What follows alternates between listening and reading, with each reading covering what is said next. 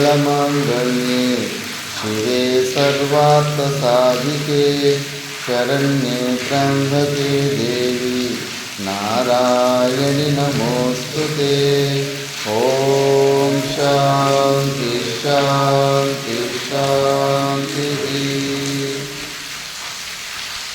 ನಾವು ಇವತ್ತು ಶ್ರೀ ದೇವಿ ಮಹಾತ್ಮ್ಯದ ಬಗ್ಗೆ 9 ದಿವಸ ವಿಚಾರ ಮಾಡ್ತೀವಿ. ಮುಖ್ಯವಾಗಿ ದೇವಿ ಮಹಾತ್ಮ್ಯವನ್ನು ಚಿದಾನಂದ ಅವಧೂತರು ಅಂತ ದೊಡ್ಡ ಹರಿವಾಣದಲ್ಲಿ ಜನ್ಮ ತಗೊಂಡಿರ್ತಾರೆ. ಅಲ್ಲಿನ ಮಹಾಪುರುಷರು ದೇವಿಯ ಉಪಾಸನೆ ಮಾಡಿ ಮೋಕ್ಷವನ್ನು ಹೊಂದಿರ್ತಾರೆ, ಜೀವನ್ಮುಕ್ತ ಸ್ಥಿತಿಯನ್ನು ಹೊಂದು ಮೋಕ್ಷವನ್ನು ಹೊಂದಿರ್ತಾರೆ. ಅವರು ಈ ದೇವಿ ಪುರಾಣದ ರಹಸ್ಯವನ್ನು ತಿಳ್ಕೊಂಡು ಅಂಡಾಂಡದಲ್ಲಿ ಬ್ರಹ್ಮಾಂಡ, ಬ್ರಹ್ಮಾಂಡದಲ್ಲಿ ಪಿಂಡಾಂಡದಲ್ಲಿ ಬ್ರಹ್ಮಾಂಡ, ಬ್ರಹ್ಮಾಂಡದಲ್ಲಿ ಪಿಂಡಾಂಡ ಅನ್ನೋದೊಂದು ಶ್ರುತಿವಾಕ್ಯ ಇರುತ್ತೆ. ಏಕೆ ಅಂದರೆ ಸಮುದ್ರದ ನೀರಿನೆಲ್ಲ ಅದರ ಸ್ವಭಾವ ತಿಳ್ಕೋಬೇಕಂದ್ರೆ ಎಲ್ಲ ಸಮುದ್ರ ನೀರು ಬಾಯಲ್ಲಿ ಹಾಕ್ಕೋಬೇಕಾಗಿಲ್ಲ. ಒಂದು ಡ್ರಾಪು, ಒಂದು ಚಿಕ್ಕೆ ನೀರು ಹಾಕ್ಕೊಂಡ್ರೆ ಸಾಕು, ಇಡೀ ಸಮುದ್ರದಲ್ಲಿರೋ ನೀರಲ್ಲಿ ಇದೆ ಅಂತ ಗೊತ್ತಾಗುತ್ತೆ. ಅದೇ ಥರ ಅಕ್ಕಿ, ನಾವು ಅಕ್ಕಿ ಬೇಯಿಸುವಾಗ, ಅನ್ನ ಮಾಡುವಾಗ ಒಂದನ್ನು ಇಟ್ಕೊಂಡು ನಾವು ಟೆಸ್ಟ್ ಮಾಡ್ತೀವಿ, ಅದು ಬೆಂದಿಯೇ ಇಲ್ಲ. ಪ್ರತಿಯೊಂದು ಅಕ್ಕಿ ಇದು ನಾವು ಟೆಸ್ಟ್ ಮಾಡಬೇಕಾಗಿಲ್ಲ. ಅದೇ ಥರ ಈ ಪ್ರಪಂಚವನ್ನೆಲ್ಲ, ಪ್ರಕೃತಿಯನ್ನೆಲ್ಲ ನಾವು ಅರ್ಥ ಮಾಡ್ಕೋಬೇಕಂದ್ರೆ ಇಡೀ ಎಲ್ಲ ಪ್ರಪಂಚ ಎಲ್ಲ ನೋಡಿ ಅದನ್ನು ತಿಳ್ಕೋಬೇಕಾಗಿಲ್ಲ. ನಮ್ಮ ಶರೀರದಲ್ಲೇ ಬ್ರಹ್ಮಾಂಡ ಇದೆ, ಪಿಂಡಾಂಡದಲ್ಲೇ ಬ್ರಹ್ಮಾಂಡ, ಬ್ರಹ್ಮಾಂಡದಲ್ಲೇ ಪಿಂಡಾಂಡ. ಅದನ್ನೇ ಚಿದಾನಂದ ಅವಧೂತರು ಈ ಶಾಸ್ತ್ರದ ತಾತ್ಪರ್ಯವನ್ನು ತಿಳ್ಕೊಂಡು ಅವರು ಇದೊಂದು ದೇವಿ ಮಹಾತ್ಮ್ಯ ಅನ್ನೋ ಪುಸ್ತಕವನ್ನು, ಇದು ನಮ್ಮ ಶರೀರದ ಒಳಗಡೆ ನಡೆಯೋ ಇದೆಲ್ಲ ಈ ಪುರಾಣ ಎಲ್ಲ ನಮ್ಮ ಶರೀರದ ಒಳಗಡೆ ನಡೀತಾ ಇರುತ್ತೆ ಅಂದ್ಬಿಟ್ಟು ಶರೀರದಲ್ಲಿರೋ ಆಗೋ ಪ್ರತಿಯೊಂದು ವಿಕಾರಗಳಿಗೆ ಆ ದೇವಿ ಪುರಾಣದಲ್ಲಿ ಒಂದೊಂದಕ್ಕೆ ಹೋಲಿಸಿಕೊಂಡು ಇದನ್ನು ಪ್ರಾರಂಭ ಮಾಡ್ತಾರೆ. ಅದರಲ್ಲಿ ಮುಖ್ಯವಾಗಿ ಯಾವುದೇ ಒಂದು ಗ್ರಂಥವನ್ನು ಓದಬೇಕಾದ್ರೆ ಅನುಬಂಧ ಚತುಷ್ಟಯ ಅಂತಾರೆ. ಅನುಬಂಧ ಚತುಷ್ಟಯವನ್ನು ತಿಳ್ಕೋಬೇಕು ಅಂತ. ಅನುಬಂಧ ಚತುಷ್ಟಯದಲ್ಲಿ ಏನಿರುತ್ತೆ? ವಿಷಯ, ಪ್ರಯೋಜನ, ಸಂಬಂಧ ಮತ್ತು ಅಧಿಕಾರಿಗೂ ಈ ಪುಸ್ತಕ ಪ್ರಯೋಜನಕ್ಕೆ ಸಂಬಂಧ ಏನು ಅಂದ್ಬಿಟ್ಟು ಈ 4 ವಿಷಯ, ಪ್ರಯೋಜನ, ಅಧಿಕಾರಿ, ಸಂಬಂಧ, ಈ 4 ವಿಷಯಗಳ ಬಗ್ಗೆ ನಾವು ವಿಚಾರ ಮಾಡ್ಕೋಬೇಕು. ಯಾವುದೇ ಒಂದು ಗ್ರಂಥನ ಪುಸ್ತಕನ ಓದಬೇಕಂದ್ರೆ ಇದನ್ನು ಅನುಬಂಧ ಚತುಷ್ಟಯ ಅಂತಾರೆ. ಇವಾಗ ಎಲ್ಲ ಉಪನಿಷತ್ತು ಒಂದು ಪುಸ್ತಕ ಇರುತ್ತೆ. ಉಪನಿಷತ್ತು ಪುಸ್ತಕದಲ್ಲಿ ಅನುಬಂಧ ಚತುಷ್ಟಯ ಏನು? ಅದರಲ್ಲಿ ಏನು ವಿಷಯ ಇರುತ್ತೆ? ಜೀವ ಬ್ರಹ್ಮ ಐಕ್ಯ ವಿಷಯ. ಜೀವನೇ ಬ್ರಹ್ಮನಾಗಿರ್ತಾನೆ, ಬೇರಲ್ಲ ಅಂತ ಜೀವ ಬ್ರಹ್ಮ ಐಕ್ಯ, ಮೋಕ್ಷನೇ ಅದರ ವಿಷಯ ಆಗಿರುತ್ತೆ ಉಪನಿಷತ್ತಿನಲ್ಲಿ. ಮತ್ತು ಅದಕ್ಕೆ ಅಧಿಕಾರಿ ಯಾರಾಗಿರ್ತಾನೆ? ಸಾಧನ ಚತುಷ್ಟಯ ಸಂಪತ್ತಿಗಳಿಂದ ಇರುವಂಥವನು.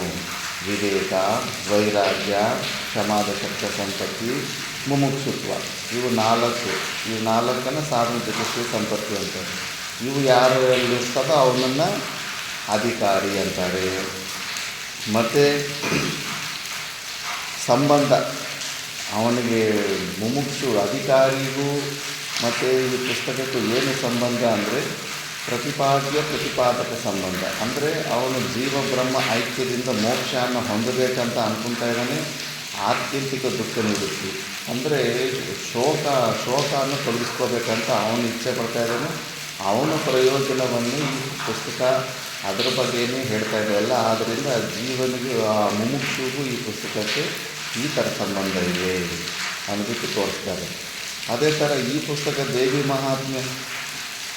ಮಹಾತ್ಮ್ಯದ ಪುಸ್ತಕದ ವಿಷಯ ಏನು ಅಂದರೆ, ಇದರಲ್ಲಿ ಸಚ್ಚಿದಾನಂದ ಸ್ವರೂಪಳೂ ಜಗದಂಬೆಯೂ ಆದ ಶ್ರೀದೇವಿಯ ಮಹಿಮಾರೂಪ ಚರಿತ್ರೆಯೇ ಗ್ರಂಥ ವಿಷಯ.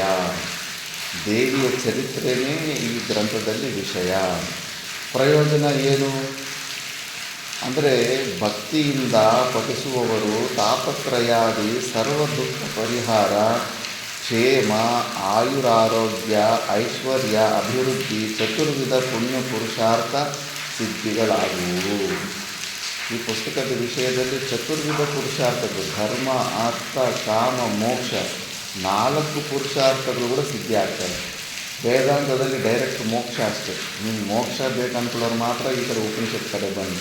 ನಿನಗೆ ಈ ಪ್ರಪಂಚದಲ್ಲಿ ನನಗೆ ಅದು ಬೇಕು, ದುಡ್ಡು ಬೇಕು, ಸ್ವರ್ಗಕ್ಕೆ ಹೋಗಬೇಕು, ಆ ಪುಣ್ಯ ಬೇಕು, ಈ ಪುಣ್ಯ ಬೇಕಂದರೆ ಇಲ್ಲ, ಬೇರೆ ಇದಾವೆ ಕರ್ಮಕಾಂಡಗಳೆಲ್ಲ. ಡೈರೆಕ್ಟ್ ಮೋಕ್ಷ ಮಾತ್ರ. ಬಟ್ ಇದು ಮಾತ್ರ 4 ಧರ್ಮ, ಅರ್ಥ, ಕಾಮ, ಮೋಕ್ಷ 4 ಪುರುಷಾರ್ಥಗಳು. ಈ ಲೋಕದಲ್ಲೂ ಕೂಡ ನಾವೇನಾದರೂ ಸಂಪಾದನೆ ಮಾಡಬೇಕಂದ್ರೂ ಹೊಂದಬೇಕಂದ್ಕೊಂಡ್ರೂ ಕೂಡ ಈ ದೇವಿ ಪಾರಾಯಣ, ದೇವಿ ಕಥೆಯನ್ನು ಕೇಳಿದ್ರೇ ಸಾಕು. ಕೇವಲ ಶ್ರವಣ ಮಾತ್ರನೇ. ಇನ್ನು ಪಾರಾಯಣ ಮಾಡಿದ್ರೆ ಇನ್ನೂ ಸ್ವಲ್ಪ ಹೆಚ್ಚು, ಇನ್ನು ಅರ್ಥ ತಿಳ್ಕೊಂಡ್ಬಿಟ್ರೆ ಇನ್ನೂ ಜಾಸ್ತಿ. ಆದ್ದರಿಂದ ಕೇವಲ ಕೇಳೋದರಿಂದ 4 ಪ್ರಕಾರದ ಪುರುಷಾರ್ಥಗಳು ಕೂಡ ಸಿದ್ಧಿ ಆಗ್ತವೆ. ಮತ್ತು ಇದಕ್ಕೆ ಅಧಿಕಾರಿ ಯಾರು? ಇದಕ್ಕೆ ಎಲ್ಲರೂ ಅಧಿಕಾರಿ ಆಗಿರ್ತಾರೆ. ಯಾಕಂದರೆ ಎಲ್ಲರಿಗೂ ಕೋರಿಕೆಗಳಿರ್ತವೆ, ಇಚ್ಛೆಗಳಿರ್ತವೆ. ಇಹಪರ ಕಾಮ್ಯರಾಗಿ ದೇವಿಯಲ್ಲಿ ಪರಮ ಪ್ರೇಮ ಉಳ್ಳವರು. ಯಾರ್ಯಾರಿಗೆ ಇಹ ಮತ್ತು ಪರ ಅಂದರೆ ಮೋಕ್ಷ. ಇಹ ಅಂದರೆ ಈ ಲೋಕದಲ್ಲಿ ಸ್ವರ್ಗಾದಿಯಲ್ಲಿ ವೈಷಯಿಕ ಆನಂದನ, ಒಳ್ಳೆಯ ಸುಖವಾದ ಜೀವನ ಹೊಂದಬೇಕಂತ ಇಲ್ಲ, ಇದಕ್ಕಿಂತ ಉತ್ತಮವಾದ ಮೋಕ್ಷವನ್ನು ಹೊಂದಬೇಕು ಅಂದ್ಕೊಂಡಿರೋರು ಎಲ್ಲರೂ ಕೂಡ ಈ ಗ್ರಂಥಕ್ಕೆ ಅಧಿಕಾರಿಗಳಾಗಿರ್ತಾರೆ. ಆದರೆ ಒಂದು ಕಂಡೀಷನ್, ದೇವಿಯಲ್ಲಿ ಪರಮ ಪ್ರೇಮ ಉಳ್ಳವರಾಗಿರಬೇಕು. ದೇವಿ ಮೇಲೆ ಅತ್ಯಂತ ಪ್ರೀತಿ ಇರಬೇಕು. ಯಾವ ರೀತಿ ಪ್ರೀತಿ ಅಂದರೆ, ಪ್ರಪಂಚವೆಲ್ಲವೂ ದೇವಿ ಸ್ವರೂಪನೇ ಅಂತ ಅನ್ಕೋಬೇಕು. ಭಕ್ತಿ ಅಂದರೆ ಅಷ್ಟು ಸುಲಭ ಅಲ್ಲ. ಒಂದು ಸತಿ ನಾನು ಭಕ್ತ ಅಂತ ಅಂದ್ಕೊಂಡ್ಬಿಟ್ರೆ ನೀನು ಯಾರ ಮೇಲೂ ಕೋಪ ಮಾಡ್ಕೊಳ್ಳೋಕ್ಕಾಗೋದಿಲ್ಲ. ಯಾಕಂದರೆ ಎಲ್ಲ ಜಾಗದಲ್ಲೂ ದೇವಿನೇ ಇರ್ತಾನೆ. ಆದ್ದರಿಂದ ನೀನು ಆ ದೇವಿ ಸ್ವರೂಪನೇ ನೋಡ್ಕೊಳ್ತಾ ಇರಬೇಕು ಎಲ್ಲ ಜಾಗದಲ್ಲಿ. ಈಗೆಲ್ಲ ಬರುತ್ತೆ ಹೆಂಗೆ, ಪ್ರತಿಯೊಂದು ಜಾಗದಲ್ಲಿ ದೇವಿ ಸ್ವರೂಪನೇ ಹೆಂಗಿರುತ್ತೆ ಅನ್ನೋದು, ಹೇಗೆ ಸೃಷ್ಟಿಯಾಯಿತು, ಮಾಯಾ ವಿಶಿಷ್ಟ ಚೈತನ್ಯ ಹೇಗೆ ತಾನೇ ಈ ಪ್ರಪಂಚವಾಗಿ ಹೆಂಗೆ ಪರಿಣಾಮ ಆದಲು, ಅವೆಲ್ಲ ಸ್ಟೋರಿ ಬರುತ್ತೆ. ಪ್ರತಿಯೊಂದು ಅಂಶವೂ ದೇವಿಯ ಅಂಶವೇ ಆಗಿರುತ್ತೆ. ಆದ್ದರಿಂದ ದೇವಿ ಮೇಲೆ ಅತ್ಯಂತ ಪ್ರೇಮ ಉಳ್ಳವರಾಗಿರಬೇಕು. ಅದಕ್ಕೆ ಭಕ್ತರಾದವರಿಗೆ ರಾಗ, ದ್ವೇಷ, ಕಾಮ, ಕ್ರೋಧ, ಲೋಭ, ಮದ, ಮಾತ್ಸರ್ಯ ಇವೆಲ್ಲ ಏನೂ ಇರಬಾರ್ದು. ಅಷ್ಟು ಕಠಿಣ ಆಗಿರುತ್ತೆ ಭಕ್ತಿ ಅಂದರೆ. ಸುಮ್ಮನೆ ಏನೋ ಎಲ್ಲರಿಗೂ ಅನಿಸ್ತಾ ಇರುತ್ತೆ ನಾನು ಭಕ್ತ ಅಂತ. ಈಗ ಅವ್ರ ಮೇಲೆ ಇವ್ರ ಮೇಲೆ ಕ್ರೋಧ ಬರ್ತಾ ಇದೆ, ದ್ವೇಷ ಇದೆ ಅಂತಾಗ ಇನ್ನೂ ನಿಮಗೆ ಭಕ್ತಿ ಅರ್ಥ ಆಗಿಲ್ಲ ಅಂತ ಈ ಥರ. ಮತ್ತು ಸಂಬಂಧ ಏನು ಅಂದರೆ, ದೇವಿಯ ಮಹಿಮೆಯು ಈ ಪುರಾಣದಲ್ಲಿ ಹೇಳಲ್ಪಟ್ಟಿರುವುದರಿಂದ ಶೂನ್ಯ ಪುರಾಣಕ್ಕೂ ದೇವಿಯ ಮಹಿಮೆಗೂ ಪ್ರತಿಪಾದಕ ಸಂಬಂಧವಿರುತ್ತೆ. ಎಲ್ಲದರೂ ಸಂಬಂಧ, ಪ್ರತಿಪಾದಕ ಸಂಬಂಧವಿರುತ್ತೆ. ನಾವು ದೇವಿ ಸ್ವರೂಪನ ತಿಳ್ಕೋಬೇಕು ಅನ್ಕೊತ ಇದ್ದೀವಿ. ಆ ದೇವಿ ಸ್ವರೂಪನ ಈ ಪುಸ್ತಕ, ಈ ಗ್ರಂಥ ನಮಗೆ ತಿಳಿಸ್ಕೊಡ್ತಾ ಇದೆ. ಆದ್ದರಿಂದ ನಮಗೂ ಇದಕ್ಕೂ ಸಂಬಂಧ ಇದೆ. ನಾವು ದೇವಿ ಬಗ್ಗೆ ತಿಳ್ಕೋಬೇಕು ಅಂದ್ಕೊಂಡ್ರೆ ಈ ಪುಸ್ತಕ ನಮಗೆ ಆ ಲಿಪಿಯಿಂದ ನಮಗೆ ತಿಳಿಸ್ಕೊಡ್ತಾ ಇದೆ. ಇದೇ ನಮಗೆ ಸಂಬಂಧ. ಮತ್ತು ಪುರಾಣದ ಮಹಿಮೆ ಏನಾಗುತ್ತೆ ಪುರಾಣನ ಕೇಳಿದ್ರೆ ಅಂತ, ಗ್ರಂಥದಲ್ಲಿ ಹೇಳಿದ ಪ್ರಕಾರ ವಿಧಿಯುಕ್ತನಾಗಿ ಭಕ್ತಿಯಿಂದ ಸದಾ ದೇವಿಯ ಚರಿತ್ರೆಯನ್ನು ಸ್ಮರಿಸಿದರೆ ಸಕಲ ಇಷ್ಟಾರ್ಥ ಸಿದ್ಧಿಯಾಗುವುದರಿಂದ ಮತ್ತು ಸಾಧನಗಳಿಂದಾಗದ ಸಿದ್ಧಿ ಸಹ ನೆನಪು ಮಾತ್ರದಿಂದ ಆಗುವುದರಿಂದ ಈ ಗ್ರಂಥವು ಕಾಮಧೇನು. ಜಪ ಮಾಡೋದು, ಇನ್ನೊಂದು ಸಾಧನೆ ಮಾಡೋದು ತುಂಬ ಕಷ್ಟ ಆಗಿರುತ್ತೆ.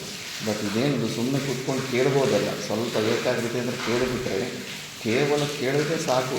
ಇದು ಕಾಮಧೇನು ಥರ ಈ ಗ್ರಂಥ ಇದ್ದಲ್ಲಿ ನೀನು ಏನೇನು ಕೋರಿಕೆ ಇರ್ತದೆ ಅವೆಲ್ಲ ನೆರವೇರುತ್ತೆ. ಅದು ಶಾಸ್ತ್ರವಿಹಿತವಾದಂಥ ಕೋರಿಕೆ ಇರಬೇಕು. ಕಲ್ಪವೃಕ್ಷ ಚಿಂತಾಮಣಿಗಳಿಗಿಂತ ಅಧಿಕ ಮಹತ್ವದಾಗಿರುವುದು. ಜಗತ್ತಿನಲ್ಲಿ ಪ್ರಸಿದ್ಧರಾದ ಮಹಾತ್ಮರಲ್ಲಿ ಅನೇಕರು ದೇವಿಯ ಭಕ್ತರಾಗಿರುವರು. ಇದು ಮಾತ್ರ ನಿಜ. ಎಷ್ಟು ಉತ್ಕೃಷ್ಟ ಸಾಧನೆ ಮಾಡಿರೋದೆಲ್ಲ ನೋಡ್ತೀವಲ್ಲ, ದೇವಿ ಉಪಾಸನೆ ಮಾಡಿ ಮೋಕ್ಷ ಸ್ಥಿತಿ, ಜೀವನ್ಮುಕ್ತಿ ಸ್ಥಿತಿ ಹೋಗಿರೋಂಥವ್ರು ತುಂಬ ಪವರ್ಫುಲ್ ಆಗಿರ್ತಾರೆ. ರಾಮಕೃಷ್ಣ ಪರಮಹಂಸರೇ ನೋಡಿ, ದೇವಿಯ ಉಪಾಸನೆ ಮಾಡಿ ಎಂಥ ಉತ್ಕೃಷ್ಟ ಸ್ಥಿತಿಗೆ ಸೇರಿಕೊಂಡಿರ್ತಾರೆ. ನಮ್ಮ ಪರಂಪರೆಯಲ್ಲಿ ಓಂಕಾರೇಶ್ವರದಲ್ಲಿ ಎಲ್ಲರೂ ದೇವಿ ಉಪಾಸಕರೇ, ದೇವಿ ಉಪಾಸನೆಯೇ ಮಾಡ್ತಾ ಇರ್ತಾರೆ. ತುಂಬ ಪವರ್ಫುಲ್ ಆಗಿರುತ್ತೆ. ದೇವಿ ಉಪಾಸನೆ ಮಾಡೋರ ಹತ್ರ ಎಲ್ಲವೂ ಇಹಲೋಕ ಪರಲೋಕ ಎರಡು ಬಂದ್ಬಿಡ್ತಾ ಇರ್ತದೆ. ಬಟ್ ಹುಷಾರಾಗಿರಬೇಕು. ಅಧಿಕ ಸಂಪತ್ತು ಬಂದಾಗ ಮತ್ತೆ ದೇವಿ ಅಲ್ಲೇ ಮಾಯೆಯಲ್ಲಿ ಬಂಧಿಸಿಬಿಡ್ತಾ ಇತ್ತು. ಕೆಲವರು ಕೇವಲ ಸಂಪತ್ತು ಬೇಕು ಅಂತ ದೇವಿ ಉಪಾಸನೆ ಮಾಡಿರೋರು ಇದ್ದಾರೆ. ಅಂಥವರು ತಪಸ್ಸು ಮಾಡುವಾಗ ನಾನು ನೋಡಿದ ಚರಿತ್ರೆ ಇದೆ. ತಪಸ್ಸು ಸಿದ್ಧಿಯಾದ ಮೇಲೆ ಅವ್ರ ಹತ್ರಗೆ ಲಕ್ಷ್ಮೀ ದೇವಿ ನಡ್ಕೊಂಡು ಬಂದಿರೋದು ಇದೆ. ಬಟ್ ಆ ಲಕ್ಷ್ಮೀ ದೇವಿಯಿಂದ ಅವರು ಮತ್ತೆ ದೊಡ್ಡ ಮಾಯೆಗೆ ಸಿಕ್ಕಾಕ್ಕೊಂಡು ಬಿದ್ದಿರೋದು ಕೂಡ ಸ್ಟೋರಿ ಇರುತ್ತೆ. ಅದಕ್ಕೆ ದೇವಿ ಉಪಾಸನೆಯಲ್ಲಿ ಎಲ್ಲವೂ ಕೂಡ ಶೀಘ್ರವಾಗಿ ಆಗ್ತಾ ಇರ್ತವೆ. ಆ ಉಪಾಸನೆಯನ್ನು ಬ್ರಹ್ಮವಿದ್ಯಾ ಸ್ವರೂಪಿಣಿ, ಮೋಕ್ಷವನ್ನು ಕೊಡುವಂಥ ಬ್ರಹ್ಮವಿದ್ಯಾ ಸ್ವರೂಪಿಣಿ ಅನ್ನೋ ಭಾವನೆಯಿಂದ ಮಾಡ್ಕೊತಾ ಇರಬೇಕು. ಮತ್ತು ಈ ಥರ ದೇವಿಯದು ಸ್ವಲ್ಪ ಮುನ್ಸೂಚನೆ ಕೊಟ್ಟಿದ್ದಾರೆ. ನಂತರ ಅಧ್ಯಾಯಗಳು ಬರ್ತವೆ. ಯಾವ್ಯಾವ ಅಧ್ಯಾಯದಲ್ಲಿ ಏನೇನು ಅಂತ ಸ್ವಲ್ಪ ಭೂಮಿಕ ತಿಳ್ಕೋಬೇಕು. ಯಾಕಂದರೆ ಅಲ್ಲೆಲ್ಲ ಏನೋ ಕಾಡು ಬರುತ್ತೆ, ಪ್ರಾಣಿಗಳು ಬರುತ್ತೆ. ಅವೆಲ್ಲ ಶರೀರದ ಒಳಗಡೆ ಏನು ಯಾವ ವಸ್ತುವನ್ನು ಯಾವ ಪ್ರಾಣಿಗೆ ಹೋಲಿಕೆ ಮಾಡ್ಕೋಬೇಕಂದ್ಬಿಟ್ಟು ಎಲ್ಲ ಸ್ವಲ್ಪ ಡೀಟೇಲ್ ಕೊಡ್ತಾರೆ. ಏನೇನು ಮೊದಲನೇ ಅಧ್ಯಾಯದಲ್ಲಿ ಏನು ಬರುತ್ತೆ ಅಂತ. ಫಸ್ಟು ಯಾವ ವಸ್ತುವಿನಲ್ಲಿ ಪರಮ ಪ್ರೀತಿಯುಂಟೋ, ಯಾವ ಕಥೆಯನ್ನು ಕೇಳುವುದರಿಂದ ಜನನ ಮರಣಗಳು ಹೋಗಿ ಮುಕ್ತಿಯು ದೊರೆಯುವುದೋ ಅಂತಹ ಕಥೆ ಅಂದರೆ ಜ್ಞಾನ ಪ್ರಕಾಶವೂ ಪರಮಾನಂದ ಸ್ವರೂಪವೂ ಆದ ಚಿತ್ಶಕ್ತಿಯ ಕಥೆ. ಇದು ದೇವಿ ಪುರಾಣ ಅಂದರೆ ಮೋಕ್ಷವನ್ನು ಕೊಡುವಂಥ ಇದು ಚರಿತ್ರೆ ಅಂದ್ಬಿಟ್ಟು. ಸುಮ್ಮನೆ ಏನೋ ಸಿನಿಮಾದಲ್ಲಿ ಯಾವುದೋ ಹಿಸ್ಟರಿ ಇತಿಹಾಸದ ಸ್ಟೋರಿ ಓದಂಗಲ್ಲ. ಇದು ನಮ್ಮ ಬಗ್ಗೆನೇ, ನಮ್ಮ ಚರಿತ್ರೆನೇ. ನಾವು ಹೆಂಗೆ ಈ ಜೀವಭಾವಕ್ಕೆ ಬಂದಿದ್ದೀವಿ, ನಮ್ಮಲ್ಲೇ ಎಲ್ಲ ಸೃಷ್ಟಿ ಇದು. ಪ್ರಪಂಚದಲ್ಲಿ ಏನು ಬ್ರಹ್ಮಾಂಡದಲ್ಲಿ ಏನೆಲ್ಲ ನಡೀತಾ ಇದೆಯೋ ನಮ್ಮ ಶರೀರದ ಒಳಗಡೆ ಅವೆಲ್ಲ ನಡೀತಾ ಇರ್ತವೆ. ಯಥಾ ಬ್ರಹ್ಮಾಂಡ ತಥಾ ಪಿಂಡಾಂಡ ಎಂಬಂತೆ ದೇವಿ ಪುರಾಣದೊಳಗಿನ ವಿಷಯಗಳೆಲ್ಲ ದೇಹಕ್ಕೆ ಸಂಬಂಧಿಸಲ್ಪಟ್ಟಿವೆ ಎಂಬುದನ್ನು ಲಕ್ಷ್ಯದಲ್ಲಿಡತಕ್ಕದ್ದು. ಇಡೀ ಪ್ರಪಂಚನ ನಾವು ನಮ್ಮ ಶರೀರದಲ್ಲೇ ನೋಡ್ಕೊಳ್ತೀವಿ.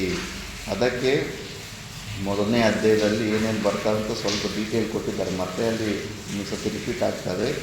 ಮುಖ್ಯವಾಗಿ 25 ತತ್ವಗಳಿಂದ ನಿರ್ಮಿತವಾದ ಸ್ಥೂಲ ದೇಹ. ಈ ಸ್ಥೂಲ ದೇಹದಲ್ಲಿ 25 ತತ್ವಗಳಿರ್ತವೆ, ಅದ್ರ ಬಗ್ಗೆ ಬರುತ್ತೆ. ರಜತಾದ್ರಿ ಸತ್ವಗುಣ, ರಜತಾದ್ರಿ ಬೆಟ್ಟಗಳು ಅವು ಇವು ಎಲ್ಲ ಏನೇನು ಬರ್ತಾರೆ ಅವೆಲ್ಲ ಸತ್ವಗುಣ. ಶಶಿಯ ಕಾಂತದ ಶಿಲೆ, ಬಂಡೆಗಳು ಇವೆಲ್ಲ ಸಣ್ಣ ದೊಡ್ಡ ಅಸ್ಥಿಗಳು. ಮುಸಿಕೆ ತಪ್ಪಳ, ಮುಚ್ಚಿದ ಚರ್ಮ, ಕೊಳ 2 ಶರೀರಗಳ ಸಂಧಿ, ನೀರೋಟೆ, ಬೆವರು, ಮೂತ್ರ, ತೃಣ, ರೋಮ, ಕೆಸರು, ಶ್ಲೇಷ್ಮ, ಹಾಂಸ, ಮಜ್ಜೆ, ಕಾಡಾನೆ. ಅಲ್ಲಿ ಕಾಡಾನೆ ಅಂತ ಬರುತ್ತೆ ಚರಿತ್ರೆಯಲ್ಲಿ. ನಾವು ಅವಾಗ ಮರವೆಯು, ಮರುವ ಗುಣ, ಕಾಡುಕೋಣ, ಅಷ್ಟಮದ, 8 ಪ್ರಕಾರದ ಮದ, ಕಾಡುಕೋಣ, ಕಾಡಾಕಳ, ಸಪ್ತವ್ಯಸನಗಳು. ಜ್ಞಾನಿಗಳ ಆಶ್ರಮ, ಪುರಾಣದಲ್ಲಿ ಜ್ಞಾನಿಗಳ ಆಶ್ರಮ ಬರುತ್ತೆ. ಅದು ಏನಂದರೆ ಆನಂದಮಯ ಕೋಶ. ನಮ್ಮಲ್ಲಿ ಶರೀರದಲ್ಲೇ ಪಂಚಕೋಶ ಇರುತ್ತಲ್ಲ, ಅದು ಆನಂದಮಯ ಕೋಶ. ಸುಷುಪ್ತಿ, ಗಾಢ ನಿದ್ರೆಯಲ್ಲಿ ಬರುತ್ತೆ. ಸ್ವಪ್ನ ಇಳಿದರಂಥ ನಿದ್ರೆಯನ್ನು ಆನಂದಮಯ ಕೋಶ. ಆ ಜ್ಞಾನಿಗಳ ಆಶ್ರಮದ ಬಗ್ಗೆ ವರ್ಣನೆ ಬಂದಾಗ ಪುರಾಣದಲ್ಲಿ ಇದು ಆನಂದಮಯ ಕೋಶದ ಬಗ್ಗೆ ಬರ್ತಾ ಇದೆ ಅಂತ. ಬ್ರಹ್ಮಧ್ಯಾನ ಮಾಡುವ ಋಷಿ ಅಂದರೆ ಅವನು ಸುಮನ, ಸುಬುದ್ಧಿ, ಸುಚಿತ್ತ, ನಿರಹಂಕಾರರು. ಅಲ್ಲಿ ಯಾವಾಗ ಬ್ರಹ್ಮಧ್ಯಾನ ಮಾಡುವ ಋಷಿಗಳ ಸ್ಟೋರಿ ಬರುತ್ತೆ ಪುರಾಣದಲ್ಲಿ, ಅದು ಯಾವುದೂ ಅಲ್ಲ, ನಮ್ಮ ಹೊರಗಡೆ ಇರೋ ಮನಸ್ಸೇ ಆ ಋಷಿಗಳಿಗೆ ಸಮಾನ. ನಮ್ಮಲ್ಲಿ ಸುಮನ, ಒಳ್ಳೆ ಮನಸ್ಸು, ಒಳ್ಳೆ ಬುದ್ಧಿ, ಕರೆಕ್ಟಾಗಿ ನಿಶ್ಚಯ ತರೋದು, ಮತ್ತು ಸುಚಿತ್ತ, ನಿರಹಂಕಾರ, ಅಹಂಕಾರ ಇಲ್ಲದೇ ಇರುವುದು. ಅಂಥ ಸ್ಥಿತಿ ನಮ್ಮಲ್ಲಿ ಒಂದೊಂದು ಸತಿ ಬರ್ತಾ ಇರುತ್ತೆ. ಅಂಥ ಸಮಯದಲ್ಲಿ ಅಂಥ ಋಷಿಗಳು ಉದ್ಭವ ಆಗಿದ್ದಾರೆ ಅಂತ ಅರ್ಥ. ಮತ್ತು ಬೆಕ್ಕು, ಅಲ್ಲಿ ಸ್ಟೋರಿಲಿ ಬೆಕ್ಕು ಬಂದಾಗ ಅದು ವಿಷಯಾಸಕ್ತ ಮನಃ, ವಿಷಯಗಳ ಮೇಲೆ ಆಸಕ್ತಿ ಇರೋವಂಥ ಮನಸ್ಸು. ಅದು ಬೆಕ್ಕು ಬಂದಾಗ ಅಂಥ ಮನಸ್ಸು ಅಂತ ಅನ್ಕೋಬೇಕು. ಇಲಿ ಬಗ್ಗೆ ಬರುತ್ತೆ ಅಂದರೆ ಇಂದ್ರಿಯಗಳು. ಸಾರಂಗ ಅಂದರೆ ಚಂಚಲ ಗುಣ. ಸಾರಂಗನ ಜಿಂಕೆ ಅಂತ ಅನಿಸುತ್ತೆ, ಜಿಂಕೆ. ಮುಂಗುಳಿ, ವೈರಾಗ್ಯಮನ, ಮುಂಗಿಸಿಯನ್ನು ಮುಂಗುಳಿ ಅಂತನ. ಅದನ್ನು ಅದು ಸ್ಟೋರಿಯಲ್ಲಿ ಬಂದಾಗ ವೈರಾಗ್ಯ ಇರುವಂಥ ಮನಸ್ಸು ಅಂತ ಅರ್ಥ ಮಾಡ್ಕೋಬೇಕು. ಸರ್ಪ ಹಾವು ಬರುತ್ತೆ, ಅದನ್ನು ವಿಕಾರಮಯ ಮನಃ, ವಿಕಾರವನ್ನು ಹೊಂದಿರುವಂಥ ಮನಸ್ಸನ್ನು ಹಾವಿಗೆ ಹೋಲಿಕೆ ಮಾಡ್ಕೋಬೇಕು. ಉಡುಮು ಅಂತಾರೆ. ಸಂಕಲ್ಪ ಮನಃ, ಸಂಕಲ್ಪಗಳು ಮಾಡ್ತಾ ಇರೋಂಥ ಮನಸ್ಸನ್ನು ಥರ. ನರಿ ಬಗ್ಗೆ ಬಂದಾಗ ಕಾಪಟ್ಯ, ಕುಟಿಲತೆ. ನರಿ ಸಿಕ್ಕಾಪಟ್ಟೆ ಬ್ರೈನ್ ಯೂಸ್ ಮಾಡುತ್ತೆ. ಇಲ್ಲಿ ತನಕ ಪ್ರತಿಯೊಂದು ದೊಡ್ಡ ದೊಡ್ಡ ಆನೆಯನ್ನು, ಸಿಂಹವನ್ನು, ಯಾವುದನ್ನು ಬೇಕಾದರೂ ಮನುಷ್ಯ ವಶ ಮಾಡ್ಕೊಂಡ್ಬಿಟ್ಟು ಸರ್ಕಸ್ಸಲ್ಲಿ ಆಟ ಆಡಿಸ್ತಾನೆ. ಇಲ್ಲಿ ತನಕ ಅದು ಗುಳ್ಳೆ ನರಿ ಅಂತಾರೆ. ಗುಳ್ಳೆ ನರಿಯನ್ನು ಸಾಕಿ ಅದನ್ನು ಆಟ ಆಡ್ಸೋದಕ್ಕಾಗಿಲ್ಲ ಮನುಷ್ಯನಿಗೆ. ಯಾಕಂದರೆ ಅಷ್ಟು ಬುದ್ಧಿವಂತಿಕೆ ಇರುತ್ತೆ. ಒಂದು ಸತಿ ಅವಕಾಶ ಸಿಕ್ಕಿ ನಿನ್ನನ್ನು ಸಾಯಿಸೋದು ತಪ್ಪಿಸ್ಕೊಂಡು ಹೊರಟೋಗ್ಬಿಡುತ್ತೆ.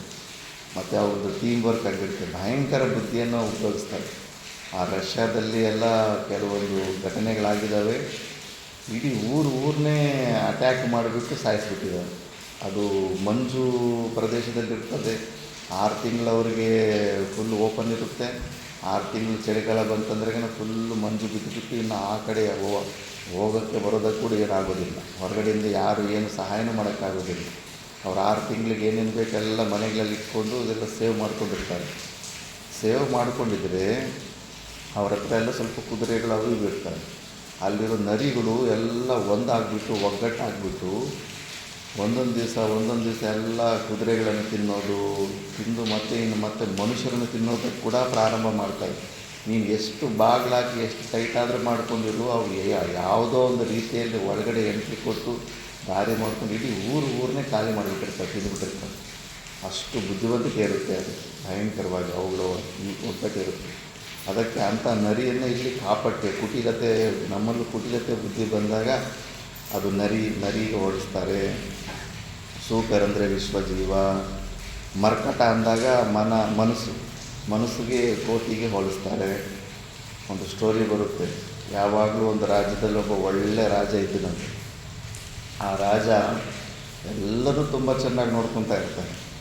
ಆದರೆ ಒಂದು ಕೋತಿ ಇರುತ್ತಂತೆ ಆ ರಾಜಸಭೆಗೆ. ಡೈಲಿ ರಾಜ ಸಿಂಹಾಸನದ ಮೇಲೆ ಕೂತ್ಕೊಳ್ಳೋದಕ್ಕಿಂತ ಮುಂಚೆ ಕಟ್ಟಿಗೆ ತೊಗೊಂಡು ಒಂದು ಕೋತಿ ಮೇಲೆ ಟಪ್ ಅಂತ ಒಂದು ಹೊಡೆದ್ಬಿಟ್ಟು ಕೂತ್ಕೊತಾ ಇರ್ತಾನೆ.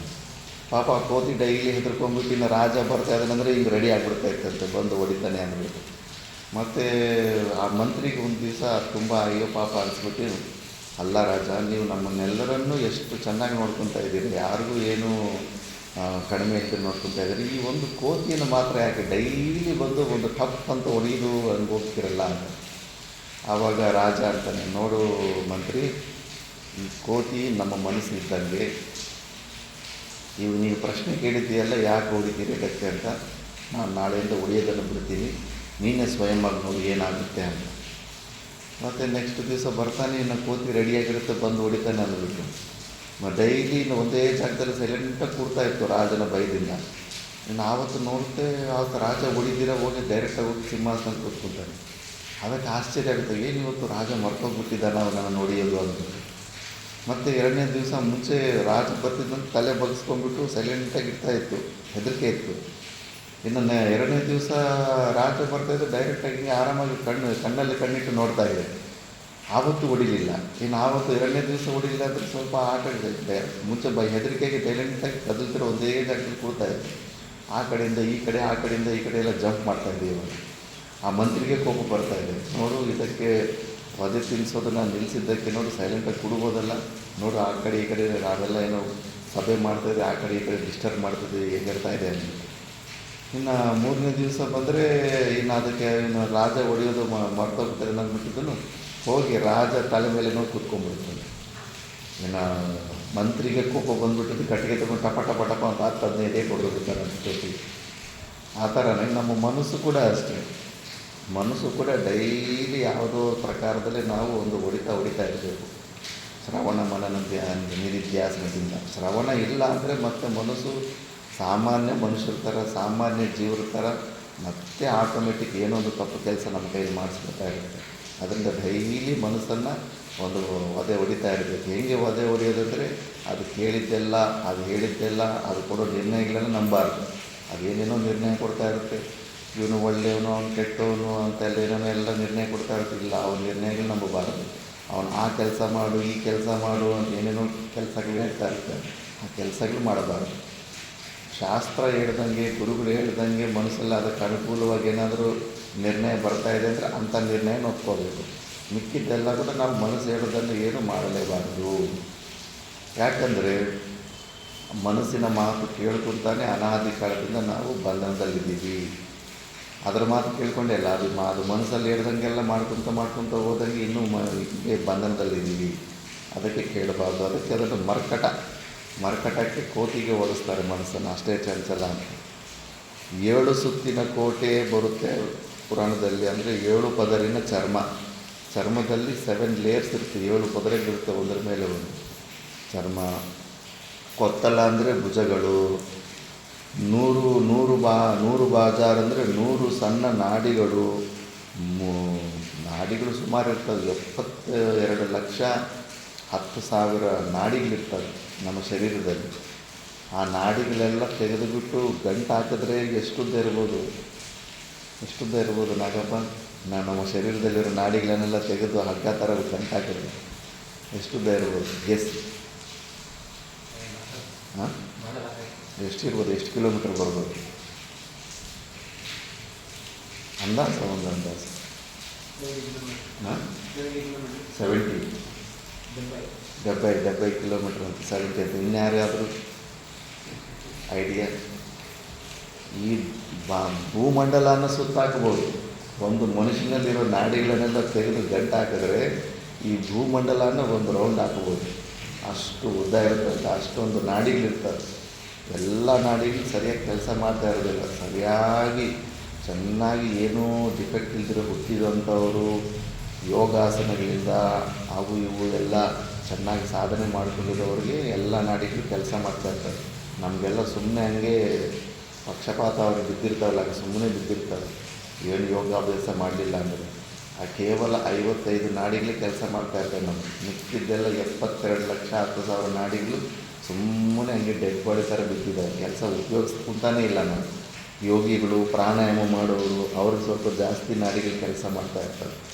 ಮತ್ತು ಆಕ್ಸಿಡೆಂಟ್ ಆದಾಗ ಕೈ ಬೆರಳು ಮುರಿದಾಗ ಕೆಲವೊಂದು ನಾಡಿಗಳು ಕಟ್ ಆಗಿಬಿಡ್ತವೆ, ಮತ್ತು ಜಾಯಿನ್ ಆಗೋದಿಲ್ಲ. ಅವರು ಸರಿಯಾದ ಜಾಗದಲ್ಲಿ ಸರಿಯಾಗಿ ಜಾಯಿನ್ ಆಗೋದಿಲ್ಲ. ಆ ಥರ ಅಷ್ಟೊಂದು ನಾಡಿಗಳಿರ್ತವೆ. ಮತ್ತು ಸಣ್ಣ ನಾಡಿಗಳು 3 ಹಿರಿಯ ಬಜಾರು ಬರ್ತವೆ ಪುರಾಣದಲ್ಲಿ. ಅವೇನಿಲ್ಲ, ಇಡ, ಪಿಂಗಳ, ಸುಷುಮ್ನ ಎಂಬ 3 ನಾಡಿಗಳು. ಭಾವಿ ಬರುತ್ತೆ ಅಲ್ಲಿ, ರಕ್ತಾಶಯ, ರಕ್ತ ಅಲ್ಲಿ ಭಾವಿಯನ್ನು. ನವರತ್ನಗಳು ಬರ್ತವೆ ಪುರಾಣದಲ್ಲಿ. ಅವು ನವರತ್ನಗಳಂದರೆ ಸಪ್ತಧಾತು, ವಟವೃಕ್ಷ, ಶುದ್ಧ ಸತ್ವ, ಪ್ರಧಾನವಾದ ವಿದ್ಯೆಯು. ಈ ಥರ ಪುರಾಣದಲ್ಲಿ ಅವೆಲ್ಲ ಪ್ರಾಣಿಗಳ ಹೆಸರೆಲ್ಲ ಬಂದಾಗ ಇವುಗಳ ಬಗ್ಗೆ ಮಾತಾಡ್ತಾ ಇದ್ದಾರೆ ಅಂತ ನಾವು ಅರ್ಥ ಮಾಡ್ಕೋಬೇಕು. ಯಾಕಂದರೆ ಶರೀರದಲ್ಲೇ ಈಗ ಬ್ರಹ್ಮಾಂಡನೆಲ್ಲ ನೋಡ್ಕೋಬೇಕು ನಾವು, ಆ ಥರ. ಮತ್ತು ಇದು ಫಸ್ಟು ಯಾರು ಹೇಳಿದ್ರು ಈ ಪುರಾಣ ಅಂದರೆ, ಸಕಲಾನಂದಗಳಿಗೆ ಶ್ರೇಷ್ಠನಾದ ಪರಮಾನಂದಾನುಭವವುಳ್ಳವನು ಮತ್ತು ಸ್ವರೂಪದಿಂದ ಜಗತ್ತಿಗೆಲ್ಲ ಆನಂದವನ್ನುಂಟು ಮಾಡುವವನು ನಂದೀಶನು ಹೇಳಿರ್ತಾನೆ. ನಂದೀಶನು ಭಗವದ್ಗೀತೆಯು ನರನ ನಿಮಿತ್ತವಾಗಿ ಸರ್ವನರರಿಗೂ ಉಪದೇಶವಾಗಿರುವಂತೆ ಈ ಪುರಾಣವು ಬಸವನ ನಿಮಿತ್ತವಾಗಿ ಸರ್ವ ಮುಮುಕ್ಷುಗಳಿಗೆ ಉಪದೇಶ ಪರವಾಗಿದೆ. ನಂದಿ ದೇವರಿಂದ ನಮಗೆ ಈ ಪುರಾಣ ಸಿಕ್ಕಿರೋದು. ಹೆಂಗೆ ಅರ್ಜುನನ ನಿಮಿತ್ತದಿಂದ ಭಗವದ್ಗೀತೆ ನಮ್ಮೆಲ್ಲರಿಗೂ ಸಿಕ್ಕಿದೆಯೋ ಅದೇ ಪ್ರಕಾರದಲ್ಲಿ ನಂದಿಯ ಒಂದು ಅನುಗ್ರಹದಿಂದ ನಮ್ಮೆಲ್ಲರಿಗೂ ದೇವಿ ಪುರಾಣ ಸಿಕ್ಕಿದೆ. ಮತ್ತು ಇದು ಮೋಕ್ಷಕ್ಕೆ ಅನುಕೂಲವಾದಂಥದ್ದು ಕೂಡ ಎಲ್ಲ ಇನ್ಫಾರ್ಮೇಷನ್ ಇರುತ್ತೆ. ಬ್ರಹ್ಮ ಅಂದರೆ ಬೃಹತ್ತಮತ್ವಾತ್ ಬ್ರಹ್ಮ, ತುಂಬ ದೊಡ್ಡದಾಗಿರೋದನ್ನು ಬ್ರಹ್ಮ ಅಂತಾರೆ ವ್ಯಾಪಕವಾಗಿ. ಅಂಥದ್ದು ಒಂದು ಪರಮಾತ್ಮನೇ. ನಮಗೆ ದೊಡ್ಡದಾಗಿರೋ ವಸ್ತು ಅಂದರೆ ಆಕಾಶ, ಅಂದರೆ ಸ್ಪೇಸ್ ಅಂತಾರೆ. ಖಾಲಿ ಜಾಗನ ನಾವು ಆಕಾಶ ಅಂತೀವಿ. ಆ ಸ್ಪೇಸು ಅದೇ ದೊಡ್ಡದು ಅಂತಾರೆ. ಯಾಕಂದರೆ ಎಲ್ಲವೂ ಸ್ಪೇಸ್ ಒಳಗಡೆನೇ ಬಂದ್ಬಿಡುತ್ತೆ. ಸೂರ್ಯ, ಚಂದ್ರ, ಭೂಮಿ, ಮಂಡಲ, ನಕ್ಷತ್ರ ಮಂಡಲ ಎಲ್ಲ ಅದೇ ನಮಗೆ ಗೊತ್ತಿರೋ ದೊಡ್ಡ ವಸ್ತು. ಅದಕ್ಕಿಂತ ದೊಡ್ಡ ವಸ್ತು ಪರಮಾತ್ಮ, ಅದಕ್ಕಿಂತ ವ್ಯಾಪಕವಾದವನು. ಅದಕ್ಕೆ ಬೃಹತ್ತಾಗಿರೋದ್ರಿಂದ ಅವನಿಗೆ ಬ್ರಹ್ಮ ಅಂತ ಹೆಸರು. ಏಕಮೇವ ಅದ್ವಿತೀಯಂ ಬ್ರಹ್ಮ, ಆ ಬ್ರಹ್ಮ ಒಬ್ಬನೇ ಆಗಿದ್ದಾನೆ. ಏಕಮೇವ ಅದ್ವಿತೀಯಂ, ಅವನೊಬ್ಬನೇ ಸತ್ಯವಾದಂಥ ವಸ್ತು. ಮಿಕ್ಕಿದ ಎಲ್ಲ ವಸ್ತುಗಳು ಹುಟ್ಟಿದ ದಿವಸ ಇರುತ್ತೆ, ನಾಶ ಆಗೋ ದಿವಸ ಇರುತ್ತೆ. ಆಕಾಶ ಪಂಚಭೂತಗಳು ಕೂಡ ಅಷ್ಟೇ ಕಲ್ಪಾಂತದಲ್ಲಿ ಹುಡ್ತಾವೆ, ಪ್ರಳಯ ಕಾಲ ಬಂದಾಗ ಎಲ್ಲ ಲೀನ ಆಗಿಬಿಟ್ಟಿರ್ತವೆ. ಆದ್ದರಿಂದ ಒಬ್ಬನು ಸಚ್ಚಿದಾನಂದ ಪರಮಾತ್ಮ ಇರೋದು ಸತ್ಯವಾದಂಥ ವಸ್ತು, ಯಾವಾಗಲೂ ಇರುವಂಥವನು. ಅದು ನಮ್ಮ ಸ್ವರೂಪವೇ ಆಗಿದೆ. ನಮ್ಮ ಒಳಗಡೆನೇ ನಾನು ನಾನು ಅಹಂ ಅಹಂ ಅಹಂ ಅಂತ ಸ್ವಲ್ಪ ಬರ್ತಾಯಿದೆ. ಅದರ ಆಲಂಬನೆ ಹೊಂದಿದೆ ಕೇವಲ ಸಾಕ್ಷಿ ರೂಪದಲ್ಲಿ. ಅದು ನಾವೇ ಆಗಿದ್ದೀವಿ. ಅದಕ್ಕೆ ನಾನು ಇಲ್ಲದಿರೋ ಆಗೋಗಿದ್ದೆ ಅಂತ ಯಾರಿಗೂ ಅನುಭವನೇ ಇಲ್ಲ. ಯಾವಾಗಲೂ ನಾನಿದ್ದೀನಿ, ನಾನು ಅನ್ನೋದು ಮಾತ್ರ ಯಾವಾಗಲೂ ಸದಾ ಇದ್ದೇ ಇರ್ತೀವಿ, ಕಂಟಿನ್ಯೂಸ್ ಆಗಿ ಇದ್ದೇ ಇರ್ತೀವಿ. ನಮ್ಮಲ್ಲೇ ಆ ಬ್ರಹ್ಮ ಸ್ವರೂಪನಿದ್ದಾನೆ. ಮತ್ತು ಸಚ್ಚಿತ್ ಸುಖಾತ್ಮಕಂ ಬ್ರಹ್ಮ, ಸತ್ತು ಚಿತ್ತು ಸುಖಾತ್ಮಕಂ ಬ್ರಹ್ಮ. ಸತ್ ಅಂದರೆ ಇರುವಿಕೆ. ಇದು ಎಲ್ಲ ವಸ್ತುಗಳಲ್ಲೂ ಕಾಣಿಸ್ತಾ ಇರುತ್ತೆ. ಪುಸ್ತಕ ಇದೆ, ಟೇಬಲ್ ಇದೆ, ಮೈಕ್ ಇದೆ ಅಂತ ಎಲ್ಲದರಲ್ಲೂ ಇರುವಿಕೆ ಎಲ್ಲ ಕಾಣಿಸ್ತಾ ಇರುತ್ತೆ. ಮತ್ತು ಚಿತ್ ಅನ್ನೋದು ಜ್ಞಾನ. ಮೈಕು, ಟೇಬಲ್ಲು, ಪುಸ್ತಕ ಇವೆಲ್ಲ ಅಂತಃಕರಣ ಜಡವಾಗಿರುತ್ತೆ. ಅದಕ್ಕೆ ಅವುಗಳಿಗೆ ನಾನು ಪುಸ್ತಕ ಅಂತ ತಿಳ್ಕೊಳ್ಳೋದಕ್ಕೆ ಅವು ಜ್ಞಾನ ಇಲ್ಲ. ಬಟ್ ನಮಗೆ ನಾನು ಇದೀನಂತ ವಿಷಯ ಕೂಡ ನನಗೆ ಗೊತ್ತು. ನಾವು ಚಿತ್ ಸ್ವರೂಪಗಳು ಕೂಡ ಅಷ್ಟೇ. ಸತ್ತು ಚಿತ್ತತ್ವ ಧರ್ಮ ಕೂಡ ನಮ್ಮಲ್ಲಿ ಕಾಣಿಸ್ತಾ ಇದೆ. ಮತ್ತು ಸುಖ ಕೂಡ ಇದೆ. ಆದರೆ ಈ ಶರೀರಗಳು ಭಾನ ಅಡ್ಡ ಬರ್ತಾ ಇದೆ. ಮಲಗಿದಾಗ ಸುಷುಪ್ತಿ ಅವಸ್ಥೆಯಲ್ಲಿ ಈ ಶರೀರಗಳ ಜೊತೆ ಸಂಬಂಧ ಕಟ್ಟಾಗುತ್ತೆ. ಮನಸ್ಸು ಬುದ್ಧಿಲಿರೋದಿಲ್ಲ. ತಾನಾಗಿ ನಾವು ನಮ್ಮ ಸ್ವರೂಪದಲ್ಲಿ ಸುಖಾನೇ ಹೊಂದುತ್ತೀವಿ. ಹೊರಗಡೆಯಿಂದ ಯಾರು ನಮಗೆ ದುಃಖ ಕೊಡೋದಕ್ಕೆ ಅವಕಾಶವೇ ಇಲ್ಲ. ದುಃಖ ಬರಬೇಕಂದ್ರೆ ನಾವು ಈ ಶರೀರದ ಜೊತೆ ಸಂಬಂಧ ಇಟ್ಕೊಂಡ್ರೆ ಹೊರಗಡೆಯಿಂದ ದುಃಖ ಬರುತ್ತೆ. ವೈರನ್ನು ನಾವು ಈ ಕೈಲಿ ಇಟ್ಕೊಂಡ್ರೆ ಶಾಕ್ ಬರುತ್ತೆ. ಆ ವೈರನ್ನು ಇಟ್ಕೊಳ್ಳಿಲ್ಲ ಅಂದರೆ ಹೊರಗಡೆಯಿಂದ ಕರೆಂಟ್ ಶಾಕ್ ಬರೋದಕ್ಕೆ ಚಾನ್ಸ್ ಇರೋದಿಲ್ಲ. ಆದ್ದರಿಂದ ಸುಷುಪ್ತಿ ಅವಸ್ಥೆಯಲ್ಲಿ ಬಿಟ್ಬಿಟ್ಟಿರ್ತೀವಿ, ಶರೀರಗಳು ಮನಸ್ಸುಗಳನ್ನು ಬಿಟ್ಬಿಟ್ಟಿರ್ತೀವಿ. ಆದ್ದರಿಂದ ಹೊರಗಡೆಯಿಂದ ನಮಗೆ ದುಃಖ ಬರೋದಕ್ಕೆ ಚಾನ್ಸ್ ಇಲ್ಲ. ಇದರಿಂದ ನಾವು ಸತ್ತು ಸ್ವರೂಪವೂ ಚಿತ್ ಸ್ವರೂಪವೂ ಸುಖ ಸ್ವರೂಪವೂ ಆಗಿದ್ದೀವಿ. ಅದನ್ನೇ ಸತ್ಯಂ ಜ್ಞಾನಂ ಅನಂತಂ ಬ್ರಹ್ಮ ಅಂತ ಇನ್ನೊಂದು ಸ್ವರೂಪ ಲಕ್ಷಣದಲ್ಲಿ ಹೇಳ್ತಾರೆ. ಇತ್ಯಾದಿ ಶ್ರುತಿಗಳಿಂದ ಮಹಾಕಾಶದಂತೆ ಪರಿಪೂರ್ಣವಾಗಿ ಸ್ವಗತಾದಿ ಭೇದಗಳಿಲ್ಲದೆ, ಸ್ವಗತ ಭೇದ ಅಂದರೆ 3 ಪ್ರಕಾರದ ಭೇದಗಳಿರ್ತವೆ. ವಿಜಾತಿಯ ಭೇದ, ಸಜಾತಿಯ ಭೇದ, ಸ್ವಗತ ಭೇದ ಅಂದ್ಬಿಟ್ಟು. ಈಗ ವಿಜಾತಿಯ ಭೇದ ಅಂದರೆ ನಾವು ಮನುಷ್ಯರು, ಪ್ರಾಣಿಗಳು. ನಮ್ಮದು ಮನುಷ್ಯತ್ವ ಜಾತಿ, ಅವ್ರದ್ದು ಪಶುತ್ವ ಜಾತಿ. ಇದು ವಿಜಾತಿಯ ಭೇದ ಇರುತ್ತೆ. ಮತ್ತು ಸಜಾತಿಯ ಭೇದ ಮನುಷ್ಯರೊಳಗಡೆ ನಾನು ಬ್ರಾಹ್ಮಣ, ನಾನು ಕ್ಷತ್ರಿಯ, ನಾನು ವೈಶ್ಯ, ನಾನು ಶೂದ್ರ, ಈ ಥರ ಮನುಷ್ಯತ್ವದಲ್ಲಿ. ಮತ್ತು ಇದು ಸಜಾತಿಯ ಭೇದ. ಅವರೆಲ್ಲರೂ ಮನುಷ್ಯರೇ, ಅದರ ಒಳಗಡೆ ಕೂಡ ಮತ್ತೆ ಬೇರೆ ಭೇದಗಳಿದ್ದಾವೆ. ಮತ್ತು ಸ್ವಗತ ಭೇದ, ಕಣ್ಣು ಮೂಗಲ್ಲ, ಮೂಗು ಕಣ್ಣಲ್ಲ, ಕೈ ಕಾಲಲ್ಲ, ಕಾಲು ಕೈಯಲ್ಲ. ಸ್ವಗತ ಭೇದ ನಮ್ಮ ಒಳಗಡೆ ಈ ಥರ ಭೇದ. ಈ ಥರ 3 ಪ್ರಕಾರದ ಭೇದಗಳಿರ್ತವೆ.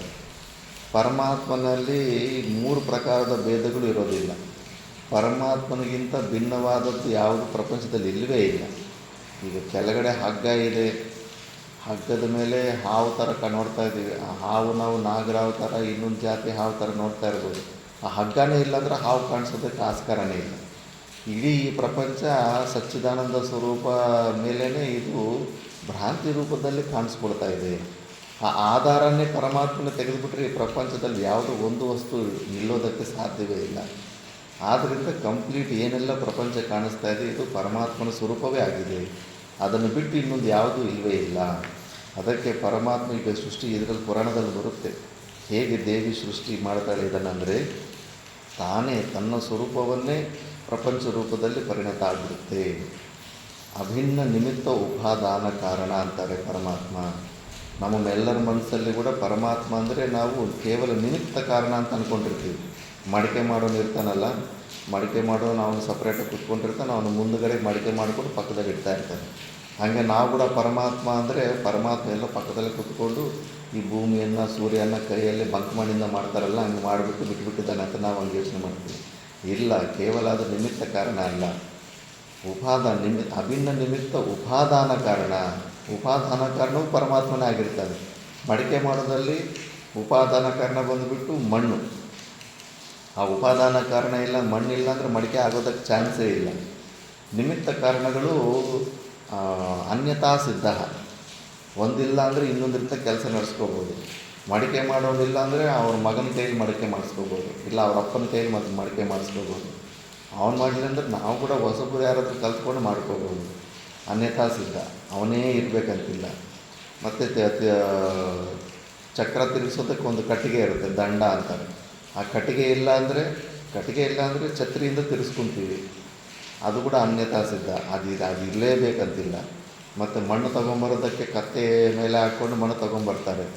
ಕತ್ತೆ ಇಲ್ಲ ಅಂದರೆ ಸೈಕಲ್ ಮೇಲೆ ತೊಗೊಂಬರ್ತೀವಿ. ಎಲ್ಲ ವಸ್ತುಗಳು ಕೂಡ ಎಲ್ಲ ಅದಿಲ್ಲ ಅಂದರೆ ಇನ್ನೊಂದರಿಂದ ಆಗುತ್ತೆ. ಬಟ್ ಮಣ್ಣೇ ಇಲ್ಲ ಅಂದರೆ ಮಡಿಕೆ ಆಗುತ್ತೆ. ಮಣ್ಣಿಲ್ಲ, ಉಪಾದಾನ ಕಾರಣ ಇಲ್ಲಾಂದರೆ ಮಡಿಕೆ ಆಗೋದಕ್ಕೆ ಸಾಧ್ಯವೇ ಇಲ್ಲ. ಅದೇ ಥರ ಈ ಸಕಲ ಪ್ರಪಂಚಕ್ಕೆ ಉಪಾದಾನ ಕಾರಣವಾಗಿ ಪರಮಾತ್ಮನೇ ಇದ್ದಾನೆ.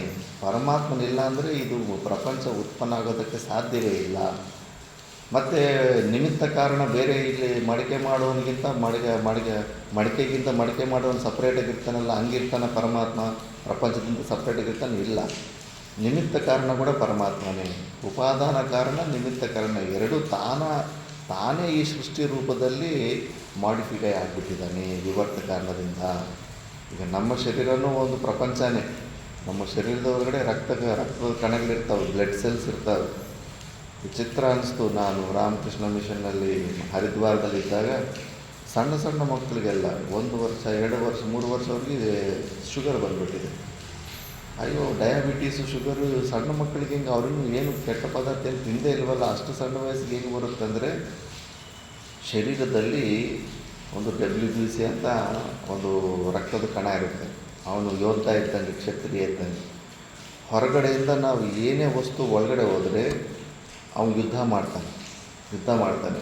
ಅದಕ್ಕೆ ನಾವು ಹೊರಗಡೆಯಿಂದ ಊಟ ತಿಂದರೂ ಕೂಡ ನಮ್ಮ ಶರೀರ ಬಾಡಿ ಹೀಟ್ ಯಾಕೆ ಆಗುತ್ತಂದರೆ, ಆ ಊಟ ಒಳಗಡೆ ಹೋಗಿದ್ದು ಊಟದ ಜೊತೆ ಅವೆಲ್ಲ WBC ಅವೆಲ್ಲ ಯುದ್ಧ ಮಾಡ್ತಾ ಇದ್ದಾಗ ಭಯಂಕರವಾಗಿ ಹೀಟ್ ಜಾಸ್ತಿ ಆಗೋದು. ಜ್ವರ ಯಾಕೆ ಬರುತ್ತೆ ನಮಗೆ? ಹೊರಗಡೆಯಿಂದ ಯಾವುದೋ ಒಂದು ವೈರಸ್ಸು ನಮ್ಮ ಶರೀರಕ್ಕಿಂತ ಭಿನ್ನವಾದಂಥ ಹೊರಗಡೆಯಿಂದ ವೈರಸ್ ಒಳಗಡೆ ಎಂಟ್ರಿ ಕೊಡುತ್ತಲ್ಲ, ಆ ವೈರಸ್ ಜೊತೆ ಅವ್ರು ಯುದ್ಧ ನಡೆಸ್ತಾ ಇದ್ದಾಗ ಶರೀರದಲ್ಲಿ ಭಯಂಕರವಾಗಿ ಟೆಂಪರೇಚರ್ ಹೆಚ್ಚಾಗ್ಬಿಡುತ್ತೆ. ಏನೇ ಹೊರಗಡೆಯಿಂದ ಏನೇ ಬರಲಿ, ಪ್ರತಿಯೊಬ್ಬರ ಜೊತೆ ಯುದ್ಧ ಆಗ್ತಾ ಇರ್ತಾರೆ. ತಂದೆಯಿಂದ ವೀರ್ಯ ತಾಯಿ ಒಳಗಡೆ ಹೋಗೋವಾಗ ಅಲ್ಲೂ ಕೂಡ ಯುದ್ಧ ನಡೀತಾ ಇರುತ್ತೆ. ಆ ಯುದ್ಧದಲ್ಲೆಲ್ಲ ತಪ್ಪಿಸ್ಕೊಂಡು ಹೋಗಿ ಒಂದು ವೀರ್ಯ ಕಣ ಹೋಗಿ ಮೊಟ್ಟೆಯನ್ನು ಹೊಡೆದಾಗ ಮಗು ಉತ್ಪನ್ನ ಆಗುತ್ತೆ. ಅದಕ್ಕೆ ತುಂಬ ದುರ್ಲಭವಾದದ್ದು ಮನುಷ್ಯ ಜನ್ಮ ಅಂದ್ಬಿಟ್ಟು. ಶರೀರದಲ್ಲಿ ಅಷ್ಟೊಂದು ಯೋಧರ ಥರ, ಸೈನಿಕರ ಥರ ಇರ್ತಾರೆ ಬ್ಲಡ್ ಸೆಲ್ಸು. ಮತ್ತು ಡಾಕ್ಟರ್ ಥರ ಇರ್ತಾರೆ ಒಳಗಡೆ. ಏನಾದರೂ ರಿಪೇರಿ ಆಗಿಬಿಟ್ಟು ಹುಣ್ಣು ಅದು ಇದು ಆಗಿರುತ್ತಲ್ಲ, ಮ್ಯಾಕ್ಸಿಮಮ್ ಎಲ್ಲ ಔಷಧಿಗಳು ಪೇಯ್ನ್ ಕಿಲ್ಲರ್ಗಳು, ಸುಮ್ಮನೆ ನೋವನ್ನು ಬ್ರೈನ್ಗೆ ಹೋಗಿದ್ರೆ ನಿಲ್ಲಿಸ್ತಾವಷ್ಟೇ. ಆ ಹುಣ್ಣು ಗಾಯನ ವಾಸೆ ಮಾಡೋದು ನಾವು ಹಚ್ಕೊಡೋ ಔಷಧಿ ಅಲ್ಲ, ಒಳಗಡೆ ರಕ್ತ ಕಣಗಳೇ ಎಲ್ಲ ರಿಪೇರಿ ಮಾಡ್ಕೊತಾ ಇರ್ತಾರೆ. ಅದಕ್ಕೆ ಸ್ವಲ್ಪ ಸಮಯ ಬೇಕಷ್ಟೇ. ಸುಮ್ಮನೆ ಆ ಹುಣ್ಣಿನ ನೋವು ನಮಗೆ ಬ್ರೈನ್ಗೆ ಹೋಗ್ತೀರಾ ಈ ಪೇಯ್ನ್ ಕಿಲ್ಲರ್ ಟ್ಯಾಬ್ಲೆಟು, ಇಂಜೆಕ್ಷನ್ ಅದು ಇದು ಹಾಕ್ಕೊತಾ ಇರ್ತೀವಿ ಅಷ್ಟೇ. ಇಲ್ಲಾಂದರೆ ರಿಪೇರಿ ಎಲ್ಲ ಅದೇ ಮಾಡ್ಕೊತಾ ಇರ್ತಾರೆ. ಆ ಥರ ಪೋಸ್ಟ್ ಮ್ಯಾನ್ ಇರುತ್ತೆ, ಟ್ರಾನ್ಸ್ಪೋರ್ಟ್ ಸರ್ವಿಸ್ ಇರುತ್ತೆ, ಹಾರ್ಟಿಂದ ರಕ್ತನ ತಗೊಂಡೋಗಿ ಎಲ್ಲ ಪಾರ್ಟಿಗೊಂದು ಸೇರಿಸ್ತಾ ಇರುತ್ತೆ. ದೊಡ್ಡ ಸಂಸಾರ ಇದೆ ನಮ್ಮ ಶರೀರದ ಒಳಗಡೆ. ಎಷ್ಟೋ ಜೀವಿಗಳಿಲ್ಲ, ಕೋಟ್ಯಾಂತರ ಜೀವಿಗಳಿಗೆ ನಾವೊಂದು ಆಧಾರ ಇದ್ದಂಗೆ. ನಮ್ಮ ಶರೀರದೊಳಗಡೆ, ನಮ್ಮ ಶರೀರನೇ ಅವುಗಳಿಗೆಲ್ಲ ಬ್ರಹ್ಮಾಂಡ. ಅದರಲ್ಲೇ ಹುಟ್ಟು ಅದರಲ್ಲೇ ಅವು ಸತ್ತೋಗ್ತಾ ಇರ್ತವೆ. ಅದೇ ಥರ ಈ ಸಕಲ ಪ್ರಪಂಚ ಕೂಡ ಪರಮಾತ್ಮನ ಒಂದು ಶರೀರನೇ. ತಾನೇ ಈ ಪ್ರಪಂಚ ರೂಪದಲ್ಲಿ ಪರಿಣತ ಆಗಿಬಿಟ್ಟಿದ್ದಾನೆ. ಅದಕ್ಕೆ ಪೃಥ್ವಿ ದೇವಿ ನಮ್ಮಲ್ಲಿ ಕೂಡ ಅಷ್ಟೇ, ಜಾಸ್ತಿ ಏನಾದರೂ ಶರೀರ ಭಾಗದಲ್ಲಿ ಏನಾದರೂ ಸ್ವಲ್ಪ ಡ್ಯಾಮೇಜ್ ಇದ್ದರೆ ನಮಗೆ ನೋವು ಆಗುತ್ತಾ ಇಲ್ಲ. ಸಣ್ಣ ಪುಟ್ಟ ಕೆಲಸಗಳೆಲ್ಲ ಅವೆಲ್ಲ ಒಳಗಡೆ ಮಾಡ್ಕೊತಾ ಇದ್ದರೆ ನಮಗೆ ಅಷ್ಟೊಂದು ನೋವಾಗೋದಿಲ್ಲ. ಒಂದೊಂದು ಸತಿ ಹೊಟ್ಟೆ ನೋವು ಬಂದಾಗ, ವಿಪರೀತವಾಗಿ ಆದಾಗ ನಮಗೆ ಕೂಡ ನೋವಾಗುತ್ತೆ. ಅದಕ್ಕೆ ಮೂರ್ಖರು ಯಾರಾದರೂ ಬಾಂಬುಗಳು ಅವು ಇವು ಪೃಥ್ವಿ ಮೇಲೆ ಹಾಕಿದಾಗ ಪೃಥ್ವಿ ದೇವಿ ಕೂಡ ಅಷ್ಟೇ ನೋವು ಕೋಪ ಆಗುತ್ತೆ. ಆದ್ದರಿಂದ ಅಂಥ ಸಮಯದಲ್ಲಿ ಅವ್ರಿಗೆ ಕೋಪ ಬಂದಾಗ ಇನ್ನು ಪ್ರಳಯ ರೂಪದಲ್ಲೂ ಯಾವುದೋ ಒಂದು ರೂಪದಲ್ಲಿ ರೀಸೆಟ್ ಮಾಡ್ಕೊಂಡ್ಬಿಡ್ತಾ ಇರ್ತಾರೆ. ಮತ್ತು ಮಹಾಶಕ್ತಿಶಾಲಿ ಆದವರು, ಕರ್ಣ ಅಂಥವ್ರು ಬಲಶಾಲಿ ಆಗಿರ್ತಾನೆ, ಅಂಥವ್ರು ಕೈಯಲ್ಲಿ ಮಣ್ಣನ್ನು ಇಟ್ಕೊಂಡು ಹಿಂಗೆ ಹಿಂಡಿದ್ರೆ ಪೃಥ್ವಿ ದೇವಿಗೆ ನೋವಾಗ್ತಾ ಇರುತ್ತೆ. ಅದಕ್ಕೆ ಶಾಪ ಕೊಟ್ಟುಬಿಡ್ತಾರೆ. ಯಾಕಂದರೆ ಇಂಥ ಅಷ್ಟೊಂದು ಪವರ್ಫುಲ್ ಆಗಿರುವಂಥ ವ್ಯಕ್ತಿಗಳ ಹತ್ರ ಪೃಥ್ವಿ ದೇವಿನ ಹತ್ರ ಹಿಂಡಿದ್ರೆ ಕೂಡ ಆ ಥರ ಹಿಂದಾಗ್ತಾ ಇರುತ್ತೆ ಅಂದ್ಬಿಟ್ಟು. ಅದೇ ಥರ ದೇವಿ ತಾನೇ ಈ ಪ್ರಪಂಚ ರೂಪದಲ್ಲಿ ಕಾಣಿಸ್ತಾ ಇದ್ದಾಳೆ. ಅದಕ್ಕೆ ಮಡಿಕೆ ಮಾಡೋ ಒಂಥರ ಮಣ್ಣು ಸಪರೇಟ್ ಒಂದು ಕಾರಣ, ನಿಮಿತ್ತ ಕಾರಣವಾಗಿ ಮಡಿಕೆ ಮಾಡೋ ಆ ಥರ ಕಾರಣ ಅಲ್ಲ. ಪ್ರಪಂಚಕ್ಕೆ ಅಭಿನ್ನ ನಿಮಿತ್ತ ಉಪಾದಾನ ಕಾರಣ ಆಗಿರ್ತಾನೆ ಪರಮಾತ್ಮ. ಆ ದೇವಿನೇ ಆ ದೇವಿ ಸ್ವರೂಪದಲ್ಲಿ ನಾವು ನೋಡ್ಕೊತೀವಿ. ಅದಕ್ಕೆ ಈಗ ನೋಡಿ, ಈ ತತ್ವನ ತಿಳ್ಕೊಂಡ ಮೇಲೆ ನಾವು ಯಾವ ವಸ್ತುವನ್ನು ದ್ವೇಷ ಮಾಡ್ತೀವಿ, ಯಾವ ವ್ಯಕ್ತಿ ಮೇಲೆ ನಾವು ಕೋಪ ಮಾಡ್ಕೊಳಕ್ಕಾಗುತ್ತೆ? ನಾವೆಲ್ಲ ಭಗವಂತರ ಭಕ್ತರಲ್ಲ. ಈಗ ದೇವಿನೇ ಎಲ್ಲವೂ ಆಗಿದ್ದಾಳೆ. ಯಾರ ಮೇಲೆ ಕೋಪ ಮಾಡ್ಕೋಬೇಕು? ಯಾರ ಮೇಲೆ ದ್ವೇಷ ಮಾಡ್ಕೋಬೇಕು? ಯಾರ ಮೇಲೆ ಕೋಪ ಮಾಡಿಕೊಂಡು ದ್ವೇಷ ಮಾಡಿಕೊಂಡು ದೇವಿ ಮೇಲೇ ಕೋಪ ಮಾಡ್ಕೊಂಡಾಗ ಅದಕ್ಕೆ ಭಕ್ತರಾದವರು ಈ ರೀತಿಯಲ್ಲಿ ಎಲ್ಲವೂ ಎಲ್ಲವೂ ದೇವಿಯಾಗಿದ್ದಾಳೆ ಅಂದ್ಬಿಟ್ಟು ನೋಡ್ಕೊತಾರೆ. ಅದಕ್ಕೆ ಅವ್ರಿಗೆ ಕಾಮ, ಕ್ರೋಧ, ಲೋಭ, ಮದ, ಮಾತ್ಸರ್ಯ ಏನಿರೋದಿಲ್ಲ. ಈ ಥರ ಚರಿತ್ರೆ ಇರುತ್ತೆ. ಅದಕ್ಕೆ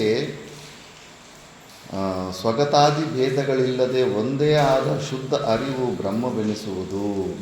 ಅದು ಅಹಂ ಇದಂ ಎಂಬುದಿಲ್ಲದ ಭಾವರಹಿತವಾಗಿರುವ ವಸ್ತು. ಅದರಲ್ಲಿ ಅಹಂ ನಾನು ಅನ್ನೋ ಭಾವನೆ ಇರಲ್ಲ, ಇದಂ ಇದು ಅನ್ನೋದು ಇದು ನಾನು ಅಂತ ಯಾವುದೇ ಪ್ರಕಾರವಾದ ಭಾವನೆ ಇರೋದಿಲ್ಲ. ಎಲ್ಲ ಭಾವನಾತೀತವಾಗಿರುತ್ತೆ, ತ್ರಿಗುಣಾತೀತವಾಗಿರುತ್ತೆ ನಮ್ಮ ಸ್ವರೂಪ. ಇದಕ್ಕೆ ಪರಶಿವ, ಪರಮಾತ್ಮ, ಶಂಭುಲಿಂಗ, ಮಹೇಶ್ವರ ಮುಂತಾದ ಅನೇಕ ನಾಮಗಳುಂಟು. ಪರಮ ಅನ್ನೋ ಶಬ್ದ ಮುಂದೆ ಹಾಕ್ಬಿಟ್ಟಿದ್ದೀವಿ ಅಂದರೆ ಅದು ನಿರ್ಗುಣ ನಿರಾಕಾರ ಸ್ವರೂಪದ ಬಗ್ಗೆನೇ ಅಲ್ಲಿ ವ್ಯಕ್ತ ಮಾಡ್ಕೊತಾ ಇರ್ತೀವಿ ಅಂತ ನಾವು ಅರ್ಥ ಮಾಡ್ಕೋಬೇಕು. ಮತ್ತು ಚಿಚ್ಚಕ್ತಿ ಬಗ್ಗೆ ಬರುತ್ತೆ ಮೊದಲನೇ ಅಧ್ಯಾಯದಲ್ಲಿ. ಈ ಪರಬ್ರಹ್ಮನಲ್ಲಿ ಒಮ್ಮೆ ಚಿತ್ತೋಹಂ ಆನಂದ ರೂಪೋಹಂ ಎಂಬ ಸಮ್ಯಜ್ಞಾನ ಅಥವಾ ಸ್ವರೂಪದ ಜ್ಞಪ್ತಿ ಉದಯವಾಯಿತು. ಇದೇ ಚಿಚ್ಚಕ್ತಿಯು ಅಂದರೆ ಚಿಂತನ ಶಕ್ತಿ, ಚಿದ್ರೂಪ ಪರಬ್ರಹ್ಮನ ಶಕ್ತಿ, ಬ್ರಹ್ಮನ ಅನುಭವಾತ್ಮಕ ಜ್ಞಾನವು. ಚಿತ್ಶಕ್ತಿ ಅನ್ನೋ ಒಂದು ಶಬ್ದ ಬರುತ್ತೆ. ಏನು ಚಿತ್ಶಕ್ತಿ ಅಂದರೆ, ಈಗ ನಿರ್ಗುಣ ನಿರಾಕಾರ ಪರಮಾತ್ಮ ಇದ್ದಾನೆ. ಆತನು ಕೇವಲ ನಿರ್ಗುಣ ನಿರಾಕಾರ ಪರಮಾತ್ಮದಿಂದ ಕೂಡ ಸೃಷ್ಟಿಯಾಗೋದಿಲ್ಲ, ಕೇವಲ ಮಾಯೆಯಿಂದ ಕೂಡ ಸೃಷ್ಟಿಯಾಗೋದಿಲ್ಲ. ಇವೆರಡು ಸೇರಿದ್ರೇ ಮಾಯಾ ವಿಶಿಷ್ಟ ಚೈತನ್ಯವಿದ್ರೇ ಅಲ್ಲಿ ಸೃಷ್ಟಿಯಾಗುತ್ತೆ. ಅದಕ್ಕೆ ಸೌಂದರ್ಯ ಲಹರಿಯಲ್ಲಿ ಬರುತ್ತಲ್ಲ, ಶಿವ ಶಕ್ತ್ಯಾಯುಕ್ತೋ ಯದಿ ಭವತಿ ಶಕ್ತ ಪ್ರಭವಿತುಂ ನ ಚೇದೇವ ದೇವಂ ನ ಖಲು ಕುಶಲ ಸ್ಪಂದಿತುಮಪಿ ಅತಸ್ತ್ವಾಂ ಅಂದ್ಬಿಟ್ಟಲ್ಲಿ. ಅದಕ್ಕೆ ಶಿವ ಮತ್ತು ಶಕ್ತಿ ಇವೆರಡು ಸೇರಿದ್ರೇ ಸೃಷ್ಟಿಯಾಗುತ್ತೆ. ನಿರ್ಗುಣ ನಿರಾಕಾರ ಸ್ವರೂಪ ಅಂತ ಪರಮಾತ್ಮ ಮತ್ತು ಮಾಯಾ ಇವೆರಡು ಸೇರಿದ್ರೇ ಮಾಯಾ ವಿಶಿಷ್ಟ ಚೈತನ್ಯನೇ ಸಗುಣ ಸಾಕಾರ ರೂಪದಲ್ಲಿ ಬಂದುಬಿಟ್ಟು ಈ ಸೃಷ್ಟಿಗೆ ಕರ್ತ ಆಗೋದಕ್ಕೆ ಸಾಧ್ಯ ಆಗುತ್ತೆ. ಇಲ್ಲಾಂದರೆ ನಿರ್ಗುಣ ನಿರಾಕಾರ ಸ್ವರೂಪನೂ ಈ ಸೃಷ್ಟಿಗೆ ಕರ್ತ ಆಗೋದಕ್ಕೆ ಸಾಧ್ಯ ಇಲ್ಲ. ಕೇವಲ ಮಾಯ ಜಡರೂಪವಾದಂಥ ಮಾಯೆ ಕೂಡ ಈ ಸೃಷ್ಟಿಗೆ ಕಾರಣವಾಗೋದಕ್ಕೆ ಸಾಧ್ಯವಾಗೋದಿಲ್ಲ. ಅದನ್ನೇ ಈ ಸತ್ಯನ ನಮಗೆ ಅರ್ಥ ಆಗಬೇಕಂದ್ಬಿಟ್ಟು ಅರ್ಧನಾರೀಶ್ವರನ ಫೋಟೋ ಆ ರೂಪದಲ್ಲೂ ಕೂಡ ಮಹಾಪುರುಷರು ನಮಗೆ ತಿಳಿಸ್ಕೊಟ್ಟಿದ್ದಾರೆ. ಅರ್ಧ ಶಿವ ಇರ್ತಾನೆ, ಅರ್ಧ ಶಕ್ತಿ ಪಾರ್ವತಿ ದೇವಿ. ಇಬ್ಬರು ಸೇರಿದ್ರೇ ನಮಗೆ ಈ ಸೃಷ್ಟಿಕರ್ತರು ತಂದೆ ಅಂದ್ಬಿಟ್ಟು ಮಾಯಾ ವಿಶಿಷ್ಟ ಚೈತನ್ಯ ಅಂತಾರೆ. ಆ ಮಾಯಾ ವಿಶಿಷ್ಟ ಚೈತನ್ಯದಲ್ಲಿ ಫಸ್ಟು ಒಂದು ಪ್ರಕಾರದಲ್ಲಿ ಆವರಣ ಶಕ್ತಿ ಇರುತ್ತೆ, ವಿಕ್ಷೇಪ ಶಕ್ತಿ ಇರುತ್ತೆ. ಆವರಣ ಶಕ್ತಿಯಿಂದ ನಿರ್ಗುಣ ನಿರಾಕಾರ ಸ್ವರೂಪ ಮುಚ್ಚಲ್ಪಡುತ್ತದೆ. ಆ ಒಂದು ಸತಿ ಮುಚ್ಚಿದ ಮೇಲೆ ಮತ್ತೆ ಹೊರಗಡೆ ಎಲ್ಲ ಹೊಸ ಕಲ್ಪನವಾದಂಥ ಕ್ರಿಯೆಗಳೆಲ್ಲ ಕೂಡ ಸೃಷ್ಟಿಯೆಲ್ಲ ಆಗಿರ್ತಾ ಇರುತ್ತೆ. ನಮ್ಮಲ್ಲೂ ಕೂಡ ಅಷ್ಟೇ, ಕನ್ನಡಕ ಸ್ಪೆಕ್ಸ್ ಹಾಕ್ಕೊಂಡಿರ್ತೀವಿ, ಅಲ್ಲಿ ಎಲ್ಲ ಟೇಬಲ್ ಮುಂದ್ಗಡೆ ಎದುರುಗಡೆನೇ ಇಟ್ಕೊಂಡಿರ್ತೀವಿ. ಸರಿಯಾಗಿ ಅದು ನೋಡಿಲ್ಲ, ಅಲ್ಲಿ ಕಣ್ಣಿಂದ ನೋಡೂ ಇರ್ತೀವಿ, ಬಟ್ ಅಲ್ಲಿ ಸ್ಪೆಕ್ಸ್ ಇದೆ ಅಂತ ಒಂದೊಂದು ಸತಿ ಬರೋದಿಲ್ಲ ಬುದ್ಧಿಗೆ. ಅಯ್ಯೋ ಸ್ಪೆಕ್ಸ್ ಎಲ್ಲೋ ಇಟ್ಟಿರ್ತೀನಿ ಅಂದ್ಬಿಟ್ಟು ರೂಮೆಲ್ಲ ಹುಡುಕ್ತಾ ಇರ್ತೀವಿ, ಸೆಲ್ಫಲ್ಲಿರೋ ಬಟ್ಟೆ ಎಲ್ಲ ತೆಗೆದು ಅಲ್ಲಿ ಇಲ್ಲಿ ಬಿಸಾಕ್ತಾ ಇರ್ತೀವಿ. ಬಟ್ ಮತ್ತೆ ಸುಮಾರು ಹೊತ್ತಲ್ಲಿ ಯಾರೋ ಒಬ್ಬ ಆಪ್ತ ಪಕ್ಷ ಬಂದ್ಬಿಟ್ಟು ಅಯ್ಯೋ ಅದರಲ್ಲೇ ಇದೆಯಲ್ಲ, ಟೇಬಲ್ ಮುಂದೆನೇ ಇದೆಯಲ್ಲ, ನೀನು ಮುಂದೆನೇ ಇತ್ತಲ್ಲ ಅಂತ. ಆವಾಗ ಏನಾಗಿತ್ತು, ಸ್ಪೆಕ್ಸ್ ಯಾಕೆ ಕಾಣಿಸ್ಲಿಲ್ಲ? ಅದೇ ಆವರಣ ಶಕ್ತಿ ಅಂತ.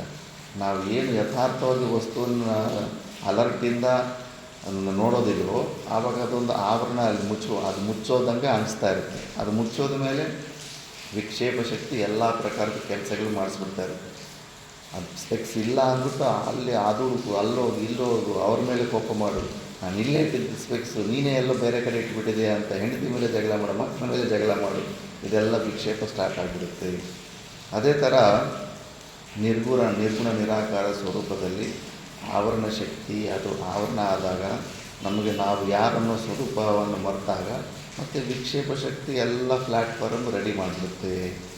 ಹೆಂಗೆ ಡೈಲಿ ಸ್ವಪ್ನದಲ್ಲಿ ನಾವು ಡೈಲಿ ಒಂದೊಂದು ಸೃಷ್ಟಿಯನ್ನು ಮಾಡಿಕೊಂಡು ಅಲ್ಲೊಂದು ಪ್ರಪಂಚನ ಸೃಷ್ಟಿ ಮಾಡಿಕೊಂಡು ಅದರಲ್ಲಿ ಒಂದು ಶರೀರದಲ್ಲಿ ಹೋಗ್ಬಿಟ್ಟು ಎಲ್ಲವೂ ನಾವೇ ಆಗಿರ್ತೀವಿ. ನಮಗಿಂತ ಭಿನ್ನವಾದಲ್ಲಿ ಒಂದು ಸ್ವರೂಪ ಇಲ್ಲ. ನಾವೇ ಬೆಟ್ಟಗಳಾಗಿರ್ತೀವಿ, ನಾವೇ ನದಿಗಳಾಗಿರ್ತೀವಿ, ನಾವೇ ಸಮುದ್ರವಾಗಿರ್ತೀವಿ, ನಾವೇ ಇಂಥದ್ದೇ ಒಂದು ಶರೀರ ತಗೊಂಡು ಸ್ವಪ್ನದಲ್ಲಿ ಏನೇನೋ ಕೆಲಸ ಮಾಡ್ತಾ ಇರ್ತೀವಿ, ನಾವೇ ಸಿಂಹನ ಉತ್ಪನ್ನ ಮಾಡ್ತೀವಿ, ನಾವೇ ಭೂತ ಪ್ರೇತಗಳನ್ನು ಉತ್ಪತ್ತಿ ಮಾಡ್ತೀವಿ. ಅವುಗಳನ್ನು ನೋಡಿ ನಾವೇ ಹೆದರ್ತಾ ಇರ್ತೀವಿ. ಮತ್ತೆ ಇಷ್ಟೇ ವಿಚಿತ್ರವಾಗಿದೆ ಅಂದ್ಬಿಟ್ಟು ಈ ಥರ ಚಿತ್ಶಕ್ತಿಯಿಂದ ಇನ್ನೆಲ್ಲ ಫಸ್ಟು ಮಹತ್ ಹುಟ್ಟುತ್ತೆ. ಮಹತ್ತಿಂದ ಹೊಡೆದ್ಬಿಟ್ಟು ಎಲ್ಲ ಕ್ರಮ ಬರುತ್ತೆ. ಹೆಂಗೆ ಪಂಚಭೂತಗಳಿಂದ ಈ ಸೃಷ್ಟಿ ಹುಟ್ಟಿತು, ಸೃಷ್ಟಿ ಪಂಚೀಕರಣ, ಪಂಚಭೂತಗಳು ಹೆಂಗೆ ಮಿಕ್ಸ್ ಆಗ್ತವೆ, ಇವೆಲ್ಲ ಕೂಡ ಈಗ ಪುರಾಣದಲ್ಲಿ ಬರ್ತವೆ. ಅದಕ್ಕೆ ಮುಂಚೆನೇ ಅವೆಲ್ಲ ಬರ್ತವೆ. ಅವುಗಳ ಬಗ್ಗೆ ಸ್ವಲ್ಪ ವಿಚಾರ ಮಾಡಲಿ ಅಂತ ಆ ಶಬ್ದಗಳ ಬಗ್ಗೆ ಸ್ವಲ್ಪ ಇಲ್ಲಿ ಡೀಟೇಲ್ ಕೊಡ್ತಾ ಇದ್ದಾರೆ.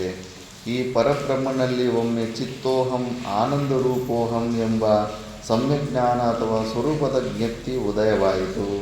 ಇದೇ ಚಿತ್ಶಕ್ತಿಯು, ಅಂದರೆ ಚೇತನಾ ಶಕ್ತಿ, ಚಿದ್ರೂಪ ಪರಬ್ರಹ್ಮನ ಶಕ್ತಿ, ಬ್ರಹ್ಮನ ಅನುಭವಾತ್ಮಕ ಜ್ಞಾನವು. ಮತ್ತು ಬ್ರಹ್ಮ ಶಬ್ದ ಎಲ್ಲ ಬರ್ತಾ ಇತ್ತು ಪುರಾಣದಲ್ಲಿ. ಬ್ರಹ್ಮವಂದರೆ ಏನಂದರೆ ಶುದ್ಧ ಅರಿವಿನ ಅವ್ಯಕ್ತ. ಬ್ರಹ್ಮ ಅಂದರೆ ಶುದ್ಧ ಅರಿವಿನ ಅವ್ಯಕ್ತ, ಅವ್ಯಕ್ತ ಚೈತನ್ಯ ನಮ್ಮ ಸ್ವರೂಪ. ಅಕ್ರಿಯ, ಯಾವುದೇ ಕ್ರಿಯೆಗಳಿರೋದಿಲ್ಲ ನಮ್ಮ ಸ್ವರೂಪದಲ್ಲಿ. ನಾವೇನೋ ಕ್ರಿಯೆಗಳೇ ಮಾಡ್ತಾಯಿದ್ದೀವಿ. ಬೆಳಗ್ಗೆಯಿಂದ ಸಾಯಂಕಾಲ ತನಕ ಕೈ ಕಾಲು ಆಡಿಸ್ತಾನೇ ಇದ್ದೀವಿ. ಕೈ ಕಾಲು ಆಡಿಸ್ಲಿ ಅಂದರೆ ಮನಸ್ಸನ್ನು ಮಾತ್ರ ಮಾನಸಿಕ ಕ್ರಿಯೆಗಳನ್ನು ಆಡಿಸ್ತಾನೇ ಇದ್ದೀವಿ. ಮತ್ತು ನಮ್ಮ ಸ್ವರೂಪದಲ್ಲೇನೋ ಒಂದು ಕ್ರಿಯೆ ಆಗೋದಿಲ್ಲ. ಮತ್ತು ಅಂಥ ನಮ್ಮ ಸ್ವರೂಪಕ್ಕೆ ವಾಪಸ್ ಹೋಗಬೇಕಂದ್ರೆ ಅಂಥ ಸ್ಥಿತಿ, ಅಂಥ ಅಭ್ಯಾಸ, ಅಂಥ ಸಾಧನೆ ಮಾಡಬೇಕು. ಸುಮ್ಮನೆ ಕೂಡ ಅಭ್ಯಾಸ ಮಾಡಬೇಕು. ಸುಮ್ಮನೆ ಕೊಡೋದಷ್ಟೊಂದು ಈಸಿ ಅಲ್ಲ. ಸುಮ್ಮನೆ ಕೂತರೂ ಕೂಡ ಒಳಗಡೆ ಮನಸ್ಸು ಸುಮ್ಮನಿರೋದು ಅಷ್ಟು ಸುಮ್ಮನೆ ಅಲ್ಲ. ಅದಕ್ಕೆ ಊಗುತ್ತೆ ಜೀವುಡು, ಊದ್ಕುಂಟೆ ದೇವರು ಅಂತಾರೆ. ನಾವಿನ್ನೂ ಅಲ್ಲಿ ಇಲ್ಲಿ ಸುತ್ತಾಡ್ತಾ ಇದ್ದೀವಿ ಅಂದರೆ ಕ್ರಿಯೆಗಳಲ್ಲೇ ಇದ್ದೀವಿ. ಅಕ್ರಿಯ ಸ್ವರೂಪಕ್ಕೆ ಹೋಗಲೇ ಇಲ್ಲ ನಾವು. ಬ್ರಹ್ಮನು ಅಕ್ರಿಯ ಸ್ವರೂಪನು, ನಿರಾಕಾರನು, ಯಾವುದೇ ಪ್ರಕಾರವಾದ ಆಕಾರಗಳಿಲ್ಲ. ಅದಕ್ಕೆ ಮನಸ್ಸು ಬುದ್ಧಿಗಳಿಂದ ನೀನು ಆ ನಿರ್ಗುಣ ನಿರಾಕಾರ ಸ್ವರೂಪನ ನೆನೆಸ್ಕೊಳ್ಳೋದಕ್ಕಾಗೋದಿಲ್ಲ. ಒಂದು ಕಲ್ಲರ್ ಇಲ್ಲ, ಏನೂ ಇಲ್ಲ, ಗುಣಗಳಿಲ್ಲ. ನಿರಾಕಾರನು, ನಿರಂಜನನು, ಯಾವುದೇ ಪ್ರಕಾರವಾದ ಮಲಿನತೆಯಲ್ಲಿ ಖರ್ಚಾಗೋದಿಲ್ಲ. ಈ ಸುಖ ದುಃಖಗಳು, ಹುಟ್ಟು ಸಾವುಗಳು, ಅಸ್ಥಿ ಜಾಯತೆ ವರ್ಧತೆ, ವಿಪರಿಣಮತೆ, ಅಪಕ್ಷಯತೆ, ನಶ್ಯತೆ, ಷಡ್ಭಾವ ವಿಕಾರಗಳು ಏನೆಲ್ಲ ಆಗ್ತಾ ಇರುತ್ತೆ ನಮ್ಮಲ್ಲಿ, ಅವು ಯಾವುವೂ ಇರೋದಿಲ್ಲ. ಸ್ವರೂಪವೇ ಬ್ರಹ್ಮವೆಂದರೆ ಸ್ವರೂಪದ ಬಗ್ಗೆನೇ ಇಲ್ಲಿ ಬ್ರಹ್ಮ ಅಂದಾಗ ಸ್ವರೂಪವೇ. ಮತ್ತು ಶಕ್ತಿ ಎಂದರೆ, ಶಕ್ತಿ ಅನ್ನೋ ಪದವು ಬರ್ತಾ ಇರುತ್ತೆ ಪುರಾಣದಲ್ಲಿ. ಈಗ ಶುದ್ಧ ಅರಿವಿನ ವ್ಯಕ್ತ ಅಂದರೆ ಪ್ರಕಟ ಶಕ್ತಿಯ ಸಾಕಾರ ರೂಪದಲ್ಲಿ. ಮಾಯಾ ವಿಶಿಷ್ಟ ಚೈತನ್ಯನ ಶಕ್ತಿ ಅಂತಾರೆ. ಸೈಂಟಿಸ್ಟ್ಗಳು ಇದನ್ನು ತಿಳ್ಕೊಂಡಿದ್ದಾರೆ. ಯಾಕಂದರೆ ಇದು ಶಕ್ತಿ ಅನ್ನೋದು ಕಾರ್ಯಾನುಮೇಯ, ಕಾರ್ಯದಿಂದ ಅದು ಕಾರಣ, ಅದೊಂದು ಶಕ್ತಿ ಇದೆ. ಅದನ್ನು ಎನರ್ಜಿ ಅಂತಾರೆ ಅಷ್ಟೇ. ಸೈನ್ಸ್ನಲ್ಲಿ ಅದನ್ನು ಎನರ್ಜಿ ಅಂತಾರೆ. ಆ ಶಕ್ತಿಯ ತತ್ವಗಳು ಸ್ವಲ್ಪ ಚೆನ್ನಾಗಿ ತಿಳ್ಕೊಂಡಿದ್ದಾರೆ. Energy is neither created nor destroyed, it can be transformed from one form to another form ಅಂತ. ಶಕ್ತಿ ಅನ್ನೋದು ಉತ್ಪತ್ತಿ ಮಾಡೋದಕ್ಕಾಗೋದಿಲ್ಲ, ಅದನ್ನು ನಾಶ ಮಾಡೋದಕ್ಕಾಗೋದಿಲ್ಲ. ಒಂದು ಪ್ರಕಾರದಿಂದ ಇನ್ನೊಂದು ಪ್ರಕಾರಕ್ಕೆ ಬದಲಾವಣೆ ಮಾಡಿಕೊಂಡು ಉಪಯೋಗ ಮಾಡ್ಕೋಬೋದಷ್ಟೇ ಅಂದ್ಬಿಟ್ಟು. ಈಗ ನೋಡಿ, ನೀರಿನಲ್ಲಿ ಫುಲ್ಲು ಕೈನೆಟಿಕ್ ಎನರ್ಜಿ ಇರುತ್ತೆ, ಅಂದರೆ ವೇಗವಾಗಿ ಹೋಗುವಂಥ ಒಂದು ಶಕ್ತಿ ಇರುತ್ತೆ. ಆ ವೇಗವಾಗಿ ಹೋಗುವಂಥ ಶಕ್ತಿಯನ್ನು ಏನು ಮಾಡ್ತಾರೆ, ಒಂದು ಟರ್ಬೈನ್ಗಳಿರ್ತದೆ. ಈ ಶ್ರೀಶೈಲ ಡ್ಯಾಮಲ್ಲಿ ಅಲ್ಲಿ ಇಲ್ಲಿ ಎಲೆಕ್ಟ್ರಿಕ್ ಪ್ರಾಜೆಕ್ಟ್ ಇರ್ತವೆ. ಫ್ಯಾನ್ ತಿರುಗ್ದಂಗೆ ದೊಡ್ಡ ದೊಡ್ಡ ಟರ್ಬೈನ್ಗಳ ಫೋರ್ಸಾಗಿ ನೀರು ಹೋಗುತ್ತಲ್ಲ, ಆ ನೀರಿಂದ ಆ ಟರ್ಬೈನ್ಗಳ ಮೇಲೆ ಬಿಡ್ತಾರೆ. ಆ ಟರ್ಬೈನ್ ಮೇಲೆ ಫೋರ್ಸಾಗಿ ನೀರು ಹೋಗಿ ಬಿದ್ದ ಮೇಲೆ ಅದು ತಿರುಗೋದಕ್ಕೆ ಸ್ಟಾರ್ಟ್ ಆಗುತ್ತೆ. ಅದು ತಿರುಗೋದಕ್ಕೆ ಸ್ಟಾರ್ಟ್ ಆದಾಗ 1 ನಿಮಿಷದಲ್ಲಿ 1500 ಸತಿ ತಿರುಗಬೇಕಾದ್ರೆ ಅದು ಗೇರ್ ಬಾಕ್ಸ್ಗಳು ಅವು ಇವು ಹಾಕಿ ಅದು ಟರ್ಬೈನು 1 ರೌಂಡ್ ಹಾಕಿದ್ರೆ ಒಳಗಡೆ ಇರೋದು ಅದಕ್ಕೆ ಸಣ್ಣ ಸೈಜಲ್ಲಿ ಮಾಡಿಬಿಟ್ಟು ಅದು 10 ರೌಂಡ್ ಆಗಿಬಿಟ್ಟಿರುತ್ತೆ. ಅದಕ್ಕೆ ವಿಂಡ್ ಮಿಲ್ಲಿಂದ ಕೂಡ ಒಳ ಗದ್ದೆಗಳಲ್ಲಿ ಈ ಏರಿಯಾದಲ್ಲೇ ಜಾಸ್ತಿ ಇದ್ದಾವೆ. ಈ ಕಡೆ ಗುಂಟಕಲ್ಲು ಆ ಕಡೆ ಹೋದಾಗ ಫುಲ್ಲು ವಿಂಡ್ ಮಿಲ್ಲು, ಒಳ ಗದ್ದೆಯಲ್ಲಿ ದೊಡ್ಡ ದೊಡ್ಡ ಫ್ಯಾನ್ಗಳು ಹಾಕಿರ್ತಾರೆ. ಆ ಫ್ಯಾನ್ ನೋಡಿದ್ರೆ ಮೆಲ್ಲಗೆ ತಿರುಗ್ತಾ ಇರುತ್ತೆ. ಅದು ಒಂದು ರೌಂಡ್ ತಿರುಗುವಷ್ಟರಲ್ಲಿ ಅದರ ಒಳಗಡೆ ಇರೋ ಗೇರ್ ಬಾಕ್ಸು ಸುಮಾರು ಒಂದು 100-150 ರೌಂಡ್ಗೆ ತಿರುಗಿಬಿಟ್ಟಿರುತ್ತೆ.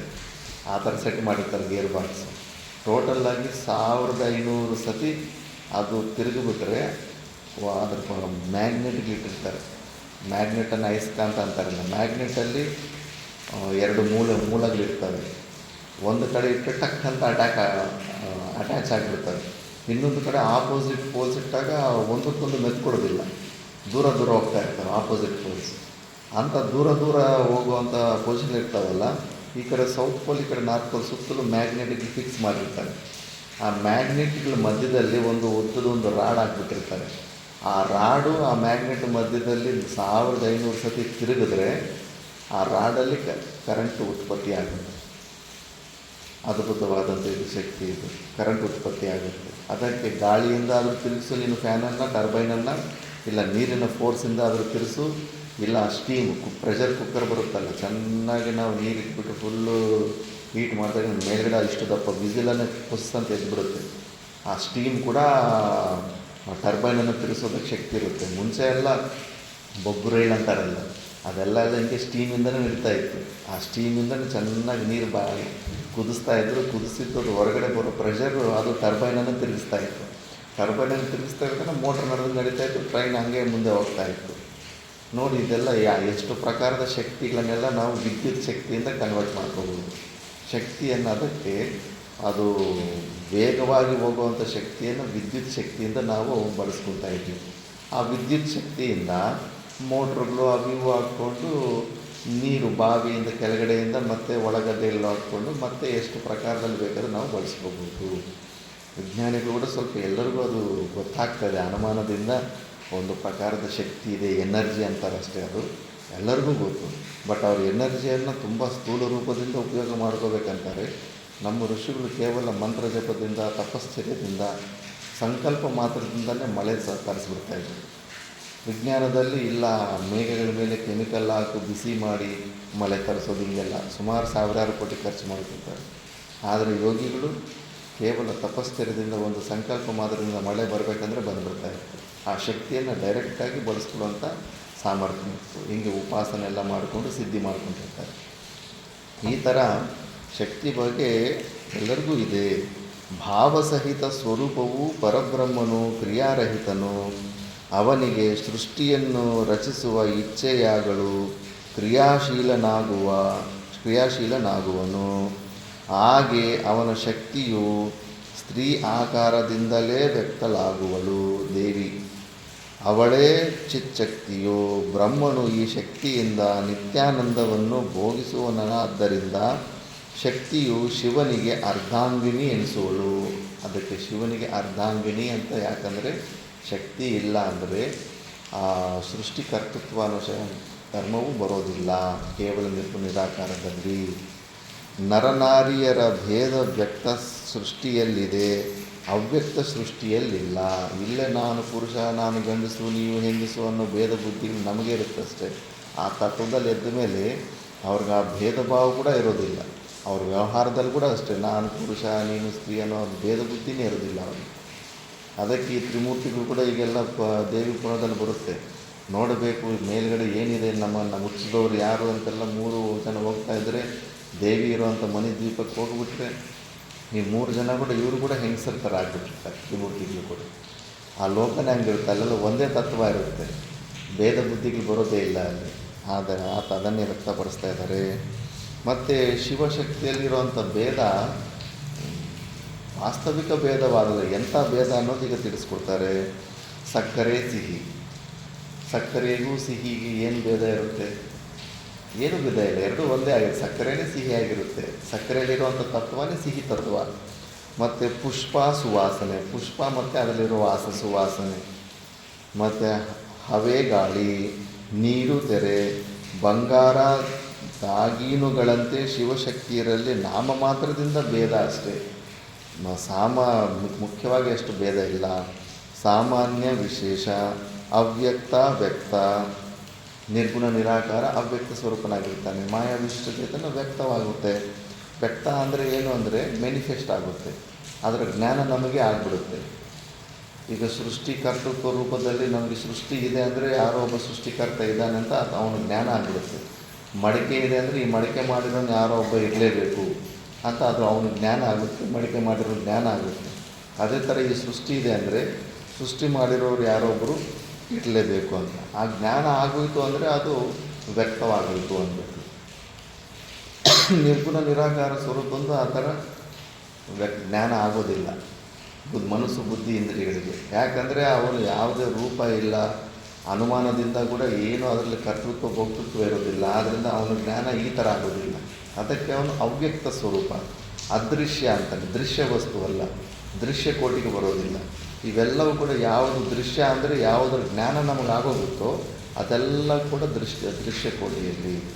ಅದಕ್ಕೆ ಕೆಲವು ಸಾಧಕರಿಗೆ ಅರ್ಥ ಆಗದಿರ ನನಗೆ ಬುದ್ಧಿಯಲ್ಲಿ ಜ್ಯೋತಿ ಕಾಣಿಸ್ತಾ ಇದೆ, ನನಗೆ ಆ ಸ್ವರೂಪ ಕಾಣಿಸ್ತಾ ಇದೆ, ಈ ಸ್ವರೂಪ ಕಾಣಿಸ್ತಾ ಇದೆ, ನನಗಿನ್ನ ದೊಡ್ಡ ಸಾಧನೆ ಆಗಿಬಿಟ್ಟಿದೆ ಅಂತ ಭ್ರಾಂತಿಲಿರ್ತಾರೆ.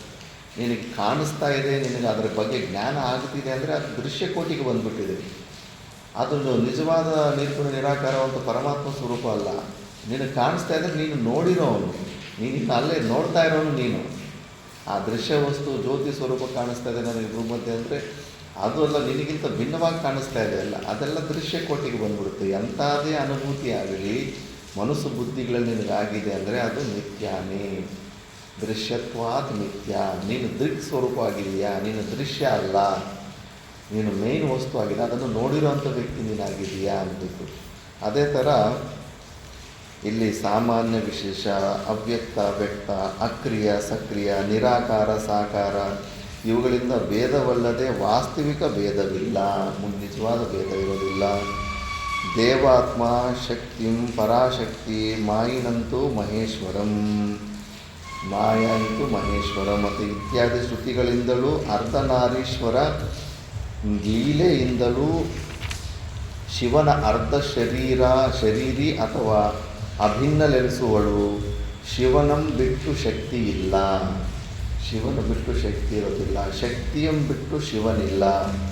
ವಾಕ್ ಮತ್ತು ಅರ್ಥಗಳಂತೆ ಸದಾ ಕೂಡಿಯೇ ಇರುವರು. ವಾಗರ್ಥವಿವ ಸಂಪೃಕ್ತವು ಅಂತ ನಾವು ಮಾತಾಡೋ ಮಾತು ಅದರ ಅರ್ಥ ಬೇರೆ ಬೇರೆ ಆಗಿದೆ, ಎರಡು ಒಟ್ಟಿಗೆ ಹಿಂಗಿರ್ತಾವೋ. ಅದೇ ಥರ ಉರಿಯು ಅಗ್ನಿಯಲ್ಲಿಯೇ ಅಡಗಿರುವುದರಿಂದ ಅಗ್ನಿಗೂ ಉರಿಗೂ ಭೇದವಿಲ್ಲದಂತೆ ಬೆಂಕಿ ಅಗ್ನಿಯಲ್ಲಿ ಸುಡೋತನ ಇರುತ್ತೆ ಮತ್ತು ಪ್ರಕಾಶನೂ ಇರುತ್ತೆ, ಲೈಟ್ ತನೂ ಇರುತ್ತೆ. ಅವೆರಡು ಹೆಂಗೆ ಸ್ವಾಭಾವಿಕವಾಗಿ ಅಗ್ನಿಯಲ್ಲಿ ಸುಡೋತನ ಇಲ್ಲದಿರೋ ಅಗ್ನಿ ಇರೋದಕ್ಕೆ ಸಾಧ್ಯ ಆಗುತ್ತಾ? ಬಟ್ ಮುಂಚೆ ಹಳೆ ಕಾಲದಲ್ಲಿ ಆ ಥರ ಮಾಡಿಬಿಡ್ತಾಯಿದ್ರು. ಚಂದ್ರಕಾಂತ ಮಣಿ ಅಂತ ಒಂದು ಮನೆ ಇರುತ್ತೆ, ಅದು ಬೆಂಕಿಯೇ ಜಾಗ ಇಟ್ಟುಬಿಟ್ರೆ ಬೆಂಕಿ ಉರಿತಾ ಇರುತ್ತೆ, ಅದರಲ್ಲಿ ಹೀಟ್ ಬರೋದಿಲ್ಲ, ಉಷ್ಣತೆ ಬರೋದಿಲ್ಲ. ಮಂತ್ರಗಳು ಕೇಳಿಬಿಡ್ತಾರೆ. ಬೇರೆಯವ್ರು ಯಾವುದೋ ಶತ್ರುಗಳು ಮದುವೆ ಆಗ್ತಾಯಿದ್ರೆ ಅಂಥ ಜಾಗದಲ್ಲಿ ಹೋಗ್ಬಿಟ್ಟು ಆ ಮಂತ್ರ ಆಗ್ಬಿಟ್ಟು ಬಂದುಬಿಡ್ತಾಯಿದ್ರು. ಎಷ್ಟು ಕಟ್ಟಿಗೆ ಉರಿದ್ರೂ ಕೂಡ ನೀರು ಮಾತ್ರ ಬಿಸಿ ಆಗೋದಿಲ್ಲ. ಆ ಥರ ಚಂದ್ರಕಾಂತ ಮಣಿ ಮತ್ತು ಮಂತ್ರಶಕ್ತಿಯಿಂದ ಅಗ್ನಿಯಲ್ಲಿ ಆ ಬಿಸಿತನ ಅನ್ನೋದನ್ನು ಕೂಡ ತೆಗೆಸ್ಬಿಡ್ಬೋದು. ಬಟ್ ಅದು ಕೇವಲ ಅದು ಅಭಿಭೂತವಾಗಿರುತ್ತಷ್ಟೇ. ವಾಸ್ತವವಾಗಿ ಅಗ್ನಿಯಲ್ಲಿ ಆ ತತ್ವ ಇರುತ್ತೆ, ಅವನು ಹಾಕಿರೋ ಮಂತ್ರ ಅದನ್ನು ತಡೀತಾ ಇರುತ್ತೆ ಅಷ್ಟೇ ಹೊರತು ಆ ಉಷ್ಣತ್ವವನ್ನು ಬಿಟ್ಟು ಬೆಂಕಿ ಸಪ್ರೇಟಾಗಿರೋದಕ್ಕೆ ಆಗೋದಿಲ್ಲ. ಆದ್ದರಿಂದ ಅದೇ ಥರ ಶಿವಶಕ್ತಿ ಇಬ್ಬರು ಕೂಡ ಹಂಗೆ ಇರ್ತಾರೆ. ಈ ಜ್ಞಾನಶಕ್ತಿಯು ಬ್ರಹ್ಮನಲ್ಲಿಯೇ ಅಡಗಿರುವುದರಿಂದ ಬ್ರಹ್ಮನಿಗೂ ಶಕ್ತಿಗೂ ಭೇದವಿಲ್ಲ. ಬ್ರಹ್ಮನು ಕರಗಿದ ತುಪ್ಪದಂತೆ ನಿರಾಕಾರ ನಿರ್ಗುಣ ಸ್ವರೂಪನು, ಶಕ್ತಿಯು ತುಪ್ಪದಂತೆ ಸಗುಣ ಸ್ವರೂಪಳು. ಕರಗಿದ ತುಪ್ಪ ಹೇರ್ತ ತುಪ್ಪದಲ್ಲಿ ಭೇದವಿಲ್ಲದಂತೆ ಬ್ರಹ್ಮಕ್ಕೂ ಶಕ್ತಿಗೂ ಭೇದವಿಲ್ಲ. ಶಕ್ತಿ ಮಾನವರಲ್ಲಿ ಎಂದೂ ಅಭೇದವಿಲ್ಲ.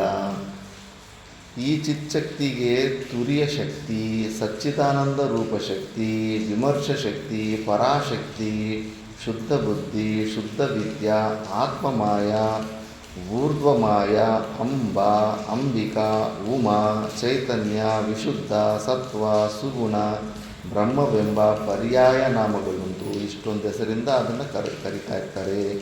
ಈ ಶಕ್ತಿಯ ಸ್ಥೂಲ ಪರಿಣಾಮವೇ ಪಾರ್ವತಿಯು. ಆ ಶಕ್ತಿಯ ಒಂದು ಸ್ಥೂಲ ರೂಪ, ಒಂದು ಸಿಂಬಲ್ ರೂಪದಲ್ಲೇ ಪಾರ್ವತಿ ದೇವಿ. ಈ ಥರ ನಾವು ಭಾವನೆ ಮಾಡ್ಕೋಬೇಕು. ಮತ್ತು ಮಾಯೆ ಅಂದರೆ ಏನು ಅಂತ, ಮಾಯೆ ಬಗ್ಗೆ ಎಲ್ಲ ಬರುತ್ತೆ ಈಗ ಪುರಾಣದಲ್ಲಿ. ಅದಕ್ಕೆ ಆ ಶಬ್ದಗಳ ಬಗ್ಗೆ ಎಲ್ಲ ಮುಂಚೆನೇ ಸ್ವಲ್ಪ ಐಡಿಯಾ ಕೊಡ್ತಾರೆ. ಇಲ್ಲಾಂದರೆ ಅದು ಸ್ಟೋರಿ ಓದ್ಕೊಂತ ಹೋದರೆ ಬರೀ ಸ್ಟೋರಿನೇ ಕಾಣಿಸುತ್ತೆ ಹೊರತು ತತ್ವ ಕಾಣಿಸೋದಿಲ್ಲ. ಅಹಂ ಎಂಬ ಚಿಚ್ಚಕ್ತಿಯ ಉದಯದ ನಂತರ ಇದಂ ಎಂಬ ಇತರ ಜ್ಞಪ್ತಿಯು ಉದಯವಾಯಿತು. ಆವರಣ ಶಕ್ತಿ ವಿಕ್ಷೇಪ ಶಕ್ತಿಗೆ ಬಂದಾಗ ಎಲ್ಲ ಈ ಜಗತ್ತೆಲ್ಲ ಸ್ಟಾರ್ಟ್ ಆಗುತ್ತೆ. ಅದೇ ಮಾಯೆಯು. ಇದರ ಜ್ಞಪ್ತಿಗೆ ಮಹದಾದಿ ಸಕಲ ತತ್ವಗಳಿಗೆ ಕಾರಣವಾಗಿ ಶುದ್ಧಾಶುದ್ಧ ರೂಪದಿಂದಿರುವುದು ಮಾಯೆ ಎನಿಸುವುದು ಅಥವಾ ತನಗೆ ಭಿನ್ನವಾದ ಜಗತ್ತಿನಲ್ಲಿ ಜ್ಞಪ್ತಿಯ ಅದ್ವಿತೀಯ ಬ್ರಹ್ಮದಲ್ಲಿ ವೇದಜ್ಞಾನವು ಅಥವಾ ಬ್ರಹ್ಮನನ್ನು ಜಗತ್ತನ್ನಾಗಿ ತಿಳಿಯುವ ಜ್ಞಾನವು ಮಾಯೆ ಎನಿಸುವುದು. ಇವಾಗ ನಮ್ಮ ಸ್ವರೂಪ ನಿರ್ಗುಣ ನಿರಾಕಾರ ಸ್ವರೂಪವಾಗಿರುತ್ತೆ. ಆದರೆ ಈ ಆವರಣ ಶಕ್ತಿ ವಿಕ್ಷೇಪ ಶಕ್ತಿ ನಮ್ಮನ್ನು ಹೆಂಗೆ ಭ್ರಾಂತಿಯಲ್ಲಿ ಬಿಡಿಸ್ಬಿಡ್ತವೆ ಅಂದರೆ, ನಮಗೆ ಈ ಜಗತ್ ಸತ್ಯತ್ವ ಬುದ್ಧಿ ಬಂದ್ಬಿಡುತ್ತೆ. ಮತ್ತು ನಾನು ಪರಿಚ್ಛಿನ್ನ ಜೀವ ಅನ್ನೋ ಒಂದು ಭಾವನೆಯನ್ನು ಬಂದ್ಬಿಡ್ತಾ ಇರುತ್ತೆ. ನನಗೂ ಪರಮಾತ್ಮನಿಗೆ ತುಂಬಾ ಡಿಫರೆನ್ಸ್ ಇದೆ. ನಾನು ಅಲ್ಪಕ್ಕೆ, ನಾನು ಹುಟ್ಟು ಸಾಯೋಣ, ಪರಮಾತ್ಮ ಅಷ್ಟು ಪವರ್ಫುಲ್, ಅವನು ಸೃಷ್ಟಿಕರ್ತ ಅಂತ ಈ ಥರ ನಮಗೆ ನಾವೇ ಭೇದಗಳು ಇಟ್ಕೊಂಡ್ಬಿಡ್ತಾ ಇರ್ತೀವಿ. ಮತ್ತು ಸ್ವತಃ ಇಲ್ಲದಿದ್ದರೂ ಇದ್ದಂತೆ ಕಾಣುವ ನಾಮರೂಪಾದಿಗಳು ಮಾಯೆ ಎನಿಸುವವು. ನಾಮರೂಪಗಳೆಲ್ಲವೂ ಅವಾಗ ಸಪ್ರೇಟಾಗಿ ಅಸ್ತಿತ್ವ ಇಲ್ಲ. ಮಣ್ಣಿಂದ ಮಡಿಕೆ ಆಗಿರುತ್ತೆ. ಆ ಮಡಿಕೆ ಅಂತ ಹೊಸ ಹೆಸರೊಂದು ಕೊಟ್ಟಿದ್ದೀವಿ. ಆ ಮಡಿಕೆಗೊಂದು ಶೇಪ್ ಇರುತ್ತೆ. ಈಗ ಗೋಲ್ ಗುಂಡಿಗಿರುತ್ತೆ. ಇವಾಗ ನಮಗೆ ಅದು ಹೆಸರು ಮತ್ತು ಆ ಒಂದು ಶೇಪು ಹೊಸದಾಗಿ ಏನೋ ಸಪ್ರೇಟ್ ವಸ್ತು ಥರ ಕಾಣಿಸ್ತಾ ಇರುತ್ತೆ. ನೀವು ಸಪ್ರೇಟ್ ವಸ್ತು ಏನಿಲ್ಲ, ಅದು ನಾಮರೂಪಗಳೆಲ್ಲ. ಅದರಲ್ಲಿ ಮಣ್ಣಿನ ಭಾಗ ತೆಗೆದು ಪಕ್ಕಕ್ಕೆ ಇಟ್ಕೊಂಡ್ಬಿಟ್ರೆ ಆ ಹೆಸರು ಮತ್ತು ಆ ಶೇಪು ನಿಲ್ಲೋದಕ್ಕೆ ಏನು ಆಸ್ಕಾರವಿರೋದಿಲ್ಲ. ಎಲ್ಲಿ ನಿಲ್ತಾವೆ? ನಮ್ಮ ಮಣ್ಣಿನ ಭಾಗ ನಮಗೆ ಕೊಟ್ಟುಬಿಡಿ, ನಿಮ್ಮ ಹೆಸರು ನಿಮ್ಮ ಶೇಪ್ ನಿಮ್ಮ ಹತ್ರ ತಗೊಳ್ಳಿ ಅಂತ ಯಾರಿಗಾದ್ರೂ ಹೇಳಿದ್ರೆ ಅದು ಎಲ್ಲಾದರೂ ನಿಲ್ಲೋದಕ್ಕಾಗುತ್ತಾ? ಆಧಾರವೇ ಇಲ್ಲ. ಅದಕ್ಕೆ ಅದು ನಾಮ ರೂಪಗಳು ಏನಿದ್ರೂ ಕೂಡ ಕೇವಲ ಮಿಥ್ಯ. ವ್ಯವಹಾರಕ್ಕೆ ನಾವು ವ್ಯಾವಹಾರಿಕ ಸತ್ವದಲ್ಲಿದ್ದೀವಿ. ಮಣ್ಣಿಂದ ನೀರು ತಗೊಂಬರೋದಕ್ಕಾಗೋದಿಲ್ಲ, ಮಡಿಕೆಯಿಂದ ನೀರು ತಗೊಂಬರೋದಕ್ಕಾಗುತ್ತೆ. ಇದನ್ನೇ ಕ್ರಿಯಾಕಾರಿತ್ವ ಅಂತಾರೆ. ನಮಗದು ಪ್ರಯೋಜನ ಕಾಣಿಸ್ತಾ ಇದೆಯಲ್ಲ, ಮಣ್ಣಿಂದ ಆ ಪ್ರಯೋಜನ ಕಾಣಿಸ್ತಾ ಇಲ್ಲ ಅನ್ನೋ ಒಂದು ಉದ್ದೇಶದಿಂದ ಇದೊಂದು ಹೊಸ ವಸ್ತು, ಮಣ್ಣಿಗಿಂತ ಇದು ಭಿನ್ನವಾದ ವಸ್ತು ಅಂತ ನಾವು ಭ್ರಾಂತಿ ರೂಪದಲ್ಲಿ ಅಂದುಕೊಡ್ತೀವಿ ಅಷ್ಟೇ ಹೊರತು ಮಣ್ಣಿಂದ ಅತಿರಿಕ್ತವಾಗಿ ಅದರಲ್ಲಿ ಏನೂ ಇಲ್ಲವೇ ಇಲ್ಲ. ಇದೇ ಥರ ಸಕಲ ಪ್ರಪಂಚದಲ್ಲಿ ಪ್ರತಿಯೊಂದಕ್ಕೂ ಅಷ್ಟೇ ಒಂದು ಹೆಸರು. ನಮ್ಮ ಶರೀರಕ್ಕೆ ಒಂದು ಹೆಸರು, ಒಂದು ಶೇಪು. ಎಲ್ಲ ನಾಮರೂಪಗಳ ಹಿಂದುಗಡೆ ಕೂಡ ಮೂಲವಾಗಿ ಅಲ್ಲಿ ಮಣ್ಣು ಹೆಂಗಿರುತ್ತೋ, ಮಣ್ಣಿಂದ ಮಾಡಿರೋ ಎಲ್ಲ ಮಡಿಕೆ ಎಲ್ಲಕ್ಕೂ ಈ ಸಕಲ ಪ್ರಪಂಚದಲ್ಲೂ ಮೂಲ ರೂಪದಲ್ಲಿ ಸಚ್ಚಿದಾನಂದ ಸ್ವರೂಪ ಪರಮಾತ್ಮನೇ ಇದ್ದಾನೆ.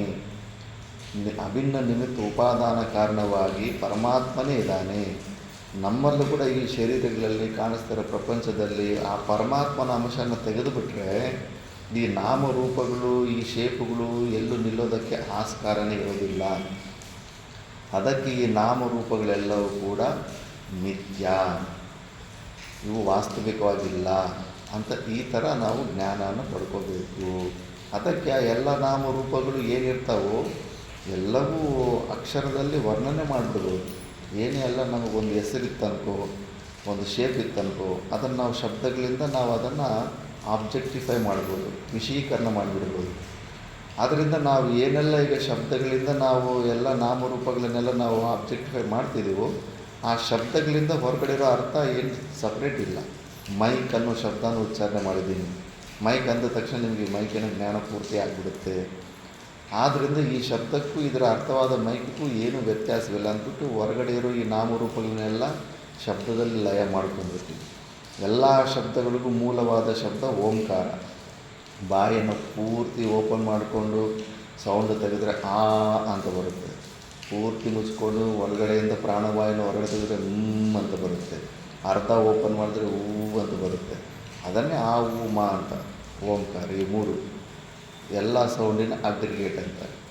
ಎಲ್ಲ ನಾಮರೂಪಗಳನ್ನು ಆ ಓಂಕಾರದಲ್ಲಿ ಲಯ ಮಾಡಿಕೊಂಡು ಓಂಕಾರ ಉಚ್ಚಾರಣೆ ಅಷ್ಟೇ. ಓಂಕಾರದಲ್ಲಿ ಲಯ ಮಾಡ್ಕೊಂಡ್ಮೇಲೆ ಏನು ಪ್ರಪಂಚ ನಿಮ್ಗೆ ಹೊರಗಡೆ ಕಾಣಿಸ್ತಾ ಇರಬಾರ್ದು.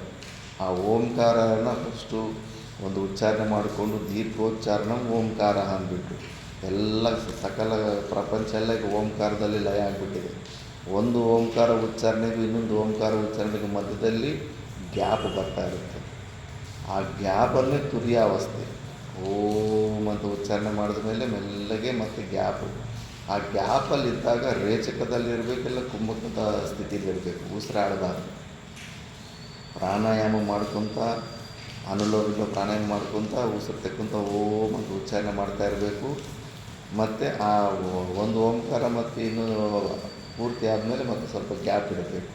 ಅದು ಪೂರ್ತಿ ಗಾಳಿ ಹೊಟ್ಟೆ ಒಳಗಡೆ ತಗೊಂಡಾದರೂ ಟೈಟ್ಗಿರು, ಇಲ್ಲ ಪೂರ್ತಿ ಬಿಟ್ಟಾದರು.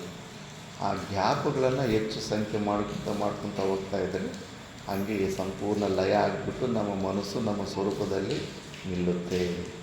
ಈ ಥರ ಪ್ರಕ್ರಿಯೆ ಇರುತ್ತೆ. ಅದನ್ನೇ ಇಲ್ಲಿ ಮಾಯಾ ಶಬ್ದದಿಂದ ಈ ಥರ ಇರುತ್ತೆ ಮಾಯಾ ಅಂತ. ಸ್ವತಃ ಇಲ್ಲದಿದ್ದರೂ ಇದ್ದಂತೆ ಕಾಣುವ ನಾಮರೂಪಾದಿಗಳು ಮಾಯೆ ಎನಿಸುವವು. ಇದನ್ನೇ ಮಾಯೆ ಅಂತಾರೆ. ಸ್ವತಃ ಅವಕ್ಕೇನು ಅಸ್ತಿತ್ವವೆಲ್ಲ ಬಟ್ ಇದ್ದಂಗೆ ಕಾಣಿಸ್ತಾ ಇರ್ತವೆ. ಇದಕ್ಕೆ ಅದೋ ಮಾಯಾ, ಮೂಲಾವಿದ್ಯಾ, ಜಡಮಾಯ, ಲಜ್ಜಾವತಿ ಎಂಬ ಪರ್ಯಾಯವು ನಾಮಗಳುಂಟು. ಇದಕ್ಕೆಲ್ಲ ಹೆಸರುಗಳು, ಆ ಮಾಯೆಗೆ ಇಷ್ಟೊಂದು ಹೆಸರುಗಳಿರ್ತವೆ. ಮಾಯೆಯು ಬ್ರಹ್ಮಸ್ವರೂಪವಲ್ಲದೆ ದೃಶ್ಯರೂಪವಾಗಿರುವುದರಿಂದ ಮಿಥ್ಯೆ ಹಾಗೂ ನಿಂದ್ಯವೆನಿಸುವುದು. ಮಾಯೆ ಅನ್ನೋದು ಬ್ರಹ್ಮಸ್ವರೂಪವಾಗಿರೋದಿಲ್ಲ, ದೃಶ್ಯರೂಪವಾಗಿರೋದು. ದೃಶ್ಯ ಅಂದರೆ ನಮಗೆ ವಿಷೀಕರಣ ಆಗ್ಬಿಡ್ತಾ ಇರುತ್ತೆ. ಯಾವುದ್ರ ಬಗ್ಗೆ ನಮಗೆ ಜ್ಞಾನ ಆಗ್ಬಿಡುತ್ತೋ ಅದನ್ನು ದೃಶ್ಯ ವಸ್ತು ಅಂತಾರೆ. ಅದಕ್ಕೆ ಮಾಯೆದೆಲ್ಲವೂ ನಮಗೆ ಜ್ಞಾನ ಆಗ್ಬಿಡ್ತಾ ಇರುತ್ತೆ ಅನುಮಾನದಿಂದ ಆಗಲಿ ಎಲ್ಲ. ಆದ್ದರಿಂದ ಅದು ದೃಶ್ಯ ಕೋಟಿಗೆ ಬರುತ್ತೆ. ಆದ್ದರಿಂದ ಅದು ಮಿಥ್ಯೆ ಹಾಗೂ ನಿಂದ್ಯವೆನಿಸುವುದು. ಅದನ್ನು ನಿಂದ್ಯ ಮಾಡ್ತಾರೆ ಶಾಸ್ತ್ರ ಎಲ್ಲ. ಅದನ್ನು ಬಿಟ್ಟು ಬಿಡು, ಅದೆಲ್ಲ ನಿನಗೆ ಸುಮ್ಮನೆ ಮಾಯೆಯಿಂದ ಕಾಣಿಸ್ತಾ ಇರೋದು, ಟ್ರ್ಯಾಪು, ನಿನಗೆ ಅನರ್ಥವನ್ನು ಕೊಡುತ್ತೆ, ಅದನ್ನು ಬಿಟ್ಟು ಬಿಡು. ಅದನ್ನು ಇಟ್ಕೊಳ್ಳೋಕ್ಕೋದ್ರೆ ಅದು ಸತ್ಯ ಅಂತ ನಂಬಿದ್ರೆ ನಿನಗೆ ಎಲ್ಲ ಸಮಸ್ಯೆಗಳು ಬರ್ತವೆ. ಕಾಣಿಸ್ತಾ ಇರೋ ನಾಮರೂಪಾತ್ಮಕ ಜಗತ್ತನ್ನು ಸತ್ಯ ಅಂತ ನಂಬಿದ್ರೆ ನಿನಗೆ ಅನರ್ಥಗಳು ಉಂಟಾಗ್ತವೆ. ಅದನ್ನು ಬಿಟ್ಟು ಬಿಡು ಅಂದ್ಬಿಟ್ಟು. ಮತ್ತು ಉಪಾಧಿ ಅಂದರೆ ಏನು ಅಂತ, ಯಾವುದರ ಯೋಗದಿಂದ ವಸ್ತುವಿನ ಸತ್ಯ ಸ್ವರೂಪವು ವಿಪರೀತವಾಗಿ ತೋರುವುದು ಅದು ಆ ವಸ್ತುವಿಗೆ ಉಪಾಧಿ ಎನಿಸುವುದು. ಈಗ ಮರುಭೂಮಿಯಲ್ಲಿ ಸೂರ್ಯನ ಕಿರಣಗಳ ಪವರಿಂದ ಎಂಡಮಾವುಲು ಅಂತಾರೆ. ಅದು ನೀರಿಲ್ಲ ಅಂದರೂ ಕೂಡ ನೀರಿದ್ದಂಗೆ ಕಾಣಿಸ್ತಾ ಇರುತ್ತೆ. ರಾಜಸ್ಥಾನದಲ್ಲಿ ತುಂಬ ಚೆನ್ನಾಗಿ ಅದ್ಭುತವಾಗಿ ಕಾಣಿಸುತ್ತೆ. ಫಸ್ಟ್ ಟೈಮ್ ನೋಡಿದವ್ರು ಯಾರೇ ನಿಜವಾಗ್ಲೂ ಅಲ್ಲಿ ನದಿ ಇದೆ, ಅಲ್ಲಿ ಒಳ್ಳೆ ನೀರಿದೆ ಅಂತ ಅನಿಸ್ತಾ ಇರುತ್ತೆ. ಹಂಗೆ ಕಾಣಿಸುತ್ತೆ ಅದು ಎಂಡಮಾವುಲು ಅಷ್ಟು ಸ್ಪಷ್ಟವಾಗಿ. ಈ ಏರಿಯಾದಲ್ಲಿ ಕೂಡ ಹೊಸ ಟಾರ್ ರೋಡ್ ಹಾಕಿದರೆ ಬೇಸಿಗೆ ಕಾಲದಲ್ಲಿ ಕಾರಲ್ಲಿ ಕುತ್ಕೊಂಡು ಮುಂದೆ ಹೋಗ್ತಾಯಿದ್ರೆ ಮುಂದೆ ಎಲ್ಲ ರೋಡೆಲ್ಲ ಒದ್ದೆ ಆದಂಗೆ ಕಾಣಿಸ್ತಾ ಇರುತ್ತೆ, ನೀರಿಂದ ಕಡೆ ಒದ್ದೆ ಆದಂಗೆ ನೋಡಿ. ಅದನ್ನು ಇಲ್ಲಿ ಹೇಳ್ತಾಯಿದ್ರು, ಯಾವುದರ ಯೋಗದಿಂದ ವಸ್ತುವಿನ ಸತ್ಯ ಸ್ವರೂಪವು ವಿಪರೀತವಾಗಿ ತೋರುವುದೋ ಅದು ಆ ವಸ್ತುವಿಗೆ ಉಪಾಧಿ ಎನಿಸುವುದು. ಈಗ ಸೂರ್ಯನ ಕಿರಣಗಳಿಂದಲೇ ಅಲ್ಲಿ ಮರುಭೂಮಿಯಲ್ಲಿ ಮಣ್ಣಿರೋದು, ಉಸ್ಕಿದೆ ಅಲ್ಲಿ. ಆ ಉಸ್ಕು ನೀರು ಥರ ಕಾಣಿಸ್ತಾ ಇದೆ. ಯಾವ ಕಾರಣದಿಂದ ಕಾಣಿಸ್ತಾ ಅಂದರೆ ಸೂರ್ಯ ಕಿರಣಗಳ ಕಾರಣದಿಂದ ಕಾಣಿಸ್ತಾ ಇದೆ. ಅದಕ್ಕೆ ಆ ಸೂರ್ಯ ಕಿರಣಗಳನ್ನು ಅಲ್ಲಿ ಉಪಾಧಿ ಅಂತಾರೆ. ನಮಗೆ ಈ ಜಗತ್ತು ಎಲ್ಲ ಹೆಂಗೆ ಯಾಕೆ ಕಾಣಿಸ್ತಾ ಇದೆ, ಯಾವುದಕ್ಕೆ ಕಾಣಿಸ್ತಾ ಇದೆ, ನಮ್ಮಲ್ಲಿ ಒಳಗಡೆ ಇರೋ ಬುದ್ಧಿ ಅಂತಃಕರಣ. ನಮ್ಮಲ್ಲಿ ಅಂತಃಕರಣ ಮನಸ್ಸು ಬುದ್ಧಿ ಏನು ಒಳಗಡೆ ಇದೆಯೋ ಆ ಮನಸ್ಸು ಬುದ್ಧಿ ಅಂತಃಕರಣ ಇರೋದರಿಂದ ನಮಗೆ ಈ ಶರೀರ ಕಾಣಿಸ್ತಾ ಇದೆ ಮತ್ತು ಹೊರಗಡೆ ಇರೋ ಜಗತ್ತು ಕಾಣಿಸ್ತಾ ಇದೆ. ಅದಕ್ಕೆ ಇದನ್ನು ಉಪಾಧಿ ಅಂತಾರೆ, ಉಪಾಧಿಗತ ದೋಷಗಳಂತಾರೆ. ಮತ್ತು ಅಲ್ಲಿ ಸಾಯಂಕಾಲ ಆಯ್ತು ಅನ್ಕೋ ಮರುಭೂಮಿಯಲ್ಲಿ ಮತ್ತು ನೀರು ಕಾಣಿಸೋದಿಲ್ಲ ರಾತ್ರಿ ಹೊತ್ತು. ಯಾಕಂದರೆ ಅಲ್ಲಿ ಸೂರ್ಯಕಿರಣ ಇರೋದಿಲ್ಲ, ಅಲ್ಲಿ ನೀರು ಕಾಣಿಸೋದಿಲ್ಲ. ಇಲ್ಲೂ ಕೂಡ ಅಷ್ಟು ನಮ್ಮ ಶರೀರದಲ್ಲಿ ಜಾಗೃತ ಅವಸ್ಥೆಯಲ್ಲಿ ಸ್ವಪ್ನಾವಸ್ಥೆಯಲ್ಲಿ ಮನಸ್ಸು ಬುದ್ಧಿಗಳೆಲ್ಲ ಇರ್ತಾವಲ್ಲ, ಅದಕ್ಕೆ ಈ ಶರೀರ ಬುದ್ಧಿ ಹೊರಗಡೆ ಜಗತ್ ಸತ್ಯದ ಬುದ್ಧಿ ಇರುತ್ತೆ. ಸುಷುಪ್ತಿ ಅವಸ್ಥೆಯಲ್ಲಿ ಮನಸ್ಸು ಬುದ್ಧಿಗಳಿರೋದಿಲ್ಲ. ಇವಿಲ್ಲ ಅಂದರೆ ಈ ಜಗತ್ತು ಕಾಣಿಸೋದಿಲ್ಲ, ನಮಗೆ ಈ ಶರೀರ ಬಾನ ಕೂಡ ಇರೋದಿಲ್ಲ. ಅದಕ್ಕೆ ಅಲ್ಲಿ ಸೂರ್ಯಕಿರಣಗಳು ಎಲ್ಲಿ ತನಕ ಕಾಣಿಸ್ತಾ ಇರ್ತದೋ ಅಲ್ಲಿ ತನಕ ಅಲ್ಲಿ ನೀರು ಸತ್ಯ ಇದ್ದಂಗೆ ಕಾಣಿಸ್ತಾ ಇರುತ್ತೆ. ನಮ್ಮ ಶರೀರದಲ್ಲೂ ಕೂಡ ಅಷ್ಟೇ ಈ ಅಂತಃಕರಣ ಮನಸ್ಸು ಬುದ್ಧಿಗಳಿರೋ ತನಕ ನಮಗೆ ಈ ಶರೀರ ಭಾನ ಆಗ್ತಾ ಇರುತ್ತೆ, ಹೊರಗಡೆ ಇರೋ ಜಗತ್ತು ಸತ್ಯ ಅಂತ ಕಾಣಿಸ್ತಾ ಇರುತ್ತೆ. ಸುಷುಪ್ತಿ ಅವಸ್ಥೆಯಲ್ಲಿ ಈ ಅಂತಃಕರಣದ ವಿಯೋಗ ಆದಮೇಲೆ ಪ್ರಪಂಚನೂ ಇಲ್ಲ, ಜಗತ್ತಿಲ್ಲ, ನಾವಾಗಿ ಇರ್ತೀವಿ. ಎಷ್ಟು ಅದ್ಭುತವಾದಂಥ ವ್ಯಕ್ತಿ ಈ ಸತ್ಯನ ತಿಳ್ಕೊಂಡು ಎಷ್ಟು ರಿಲ್ಯಾಕ್ಸ್ ಆಗಿರ್ಬೋದು. ಇದೆಲ್ಲ ಔಪಾಧಿಕವಾದಂಥದ್ದು. ಇದು ಉಪಾಧಿಯಿಂದ ಇದು ಸತ್ಯ ಥರ ಕಾಣಿಸ್ತದೆ ಅಷ್ಟೇ ಹೊರತು ವಾಸ್ತವಿಕವಾಗಿ ಜಗತ್ತು ಸತ್ಯವಲ್ಲ. ಈ ನಿಮಿತ್ತದಿಂದನೇ ಕಾಣಿಸ್ತಾ ಇದೆ.